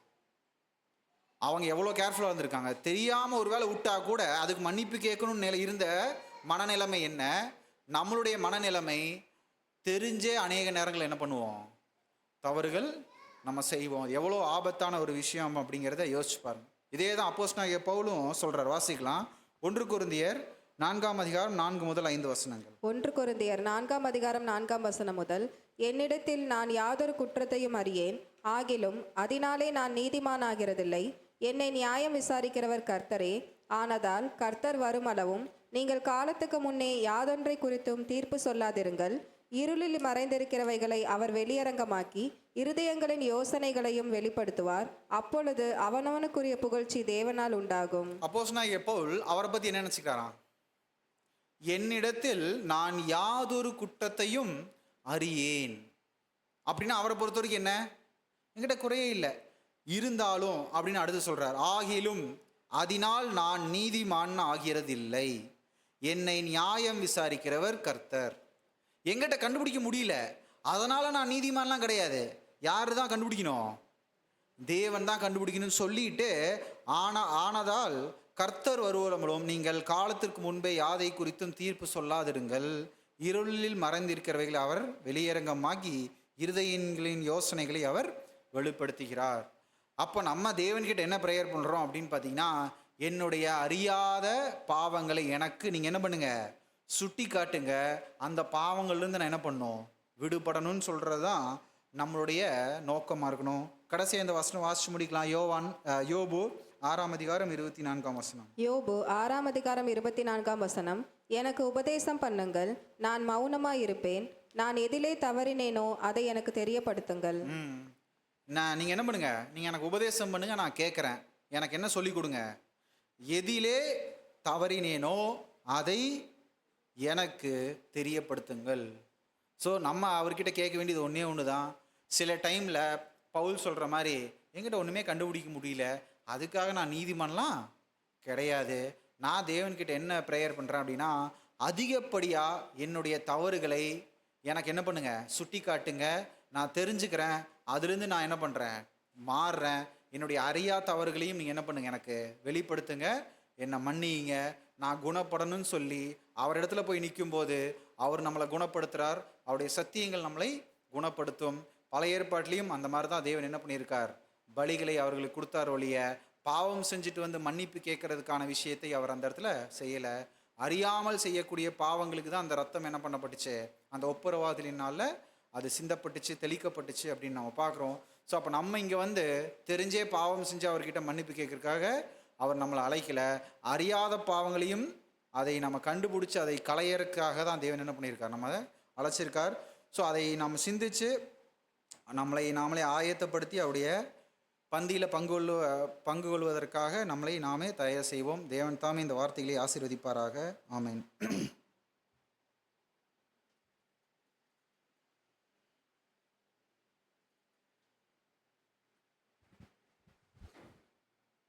டைம் ஆச்சுங்க. ஓகே. அன்புக்குரிய சகோதர சகோதரிகளே, இந்த நாளும் கூட ஆவிக்குரிய ஜீவத்துக்கு பிரயோஜனமாக நமது பிதாவாகிய தேவன் நமது அன்பு சகோதர வாயிலாக கல்லுகளை கூப்பிடும் என்ற தலைப்பின் கீழே நல்ல ஒரு சத்திய பாடத்தை நமக்கு வெளிப்படுத்தினார். சத்தியத்தை வெளிப்படுத்துவதற்காக முதலாவதாக பிதாவாகிய தேவனுக்கு கிறிஸ்து மூலமாக நன்றியதனான துதி ஸ்தோத்திரங்களை எடுத்துக்கொண்டு இந்த நாளில் கூட ஆதார வசனம் மற்றும் அதுக்கு இணையான சத்திய வசனங்கள் கொண்டு அநேக வசனங்கள் கொண்டு நமக்கு சத்திய வார்த்தைகளை எடுத்து வருத்தார். இதை நம்ம ஆவிக்குரிய ஜீவத்துக்கு பயன்படுத்திக் கொள்ளவும் தேவன் இந்த நாளும் கூட கிருபை பாராட்டி இருக்கிறார். ஸோ இது போன்ற சத்திய பாடங்களை கேட்டறிந்து சத்தியத்தை மென்மேலும் அறிந்து கொண்டு நாம் இறுதி வரையில் மரணம் நம்மை பிரிக்க வரையில் தேவனுக்குள் உண்மையாக நிலைத்திருந்து அவருடைய ராஜ்யத்தில் சென்று சேர தேவன் தாமே நம்ம அனைவரையும் ஆசீர்வதித்து வழி நடத்துவாராக. இந்த நாளும் கூட கிறிஸ்து நினைத்தால் உயிர் இல்லாத கல்லை உயிர் கொடுத்து பேச வைப்பார். அதே போல் சத்தியம் தெரியாத ஒரு நபரை பிதாவாகிய தேவன் இந்த இடத்துல பேச வைப்பார். அதுதான் தேவனுடைய மகிமை. யாரை விட பேசக்கூடிய தேவன் நினைத்தால் யாரை விட இந்த இடத்துல நின்று பேச முடியும். அவர் நினைக்கணும். அதே போல் நம்மளுக்கு உற்சாக ஆவி இருக்க வேண்டும். நம்மளுக்கு ஒரு உற்சாக ஆவி இருந்தால் இந்த இடத்துல நின்று பேசக்கூடிய தைரியத்தை பிதாவாகிய தேவன் நம்மளுக்கு கொடுக்கிறார். இந்த நாளைக்குரிய இரணுகத்தை நம் அன்பு சகோதரர் ஜோன் அவர்கள் வாசிக்கும்படி அன்புடன் கேட்டுக்கொள்கிறேன்.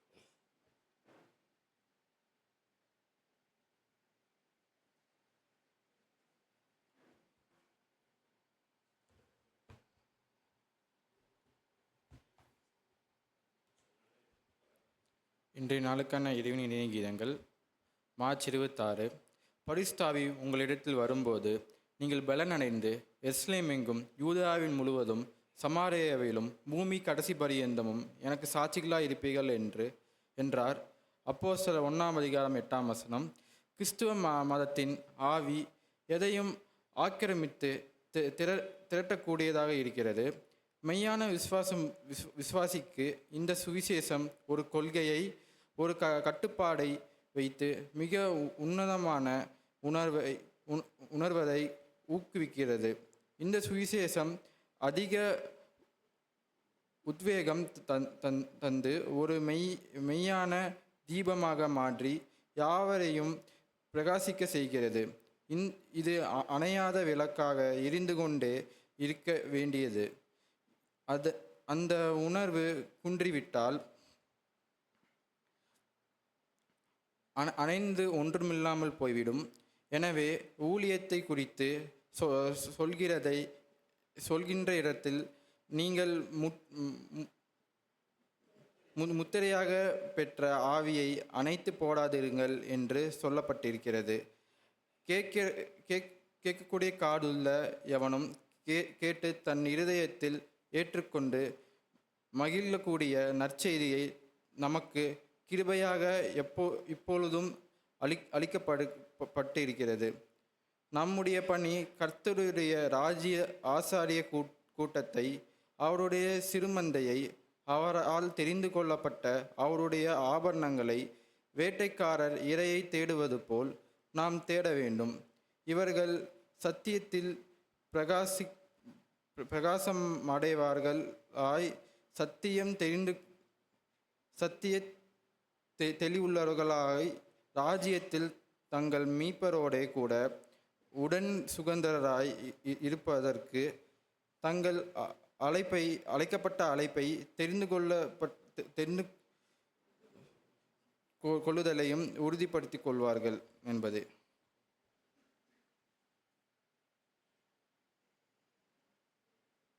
கூட்டத்துக்கு முடிவாக நமது ஜெபத்தை அன்பு சகோதரர் வேல்ராஜ் அவர்கள் ஜெபிக்கும்படி அன்புடன் கேட்டுக்கொள்கிறேன். அன்பு வேல்ராஜ் அவர்.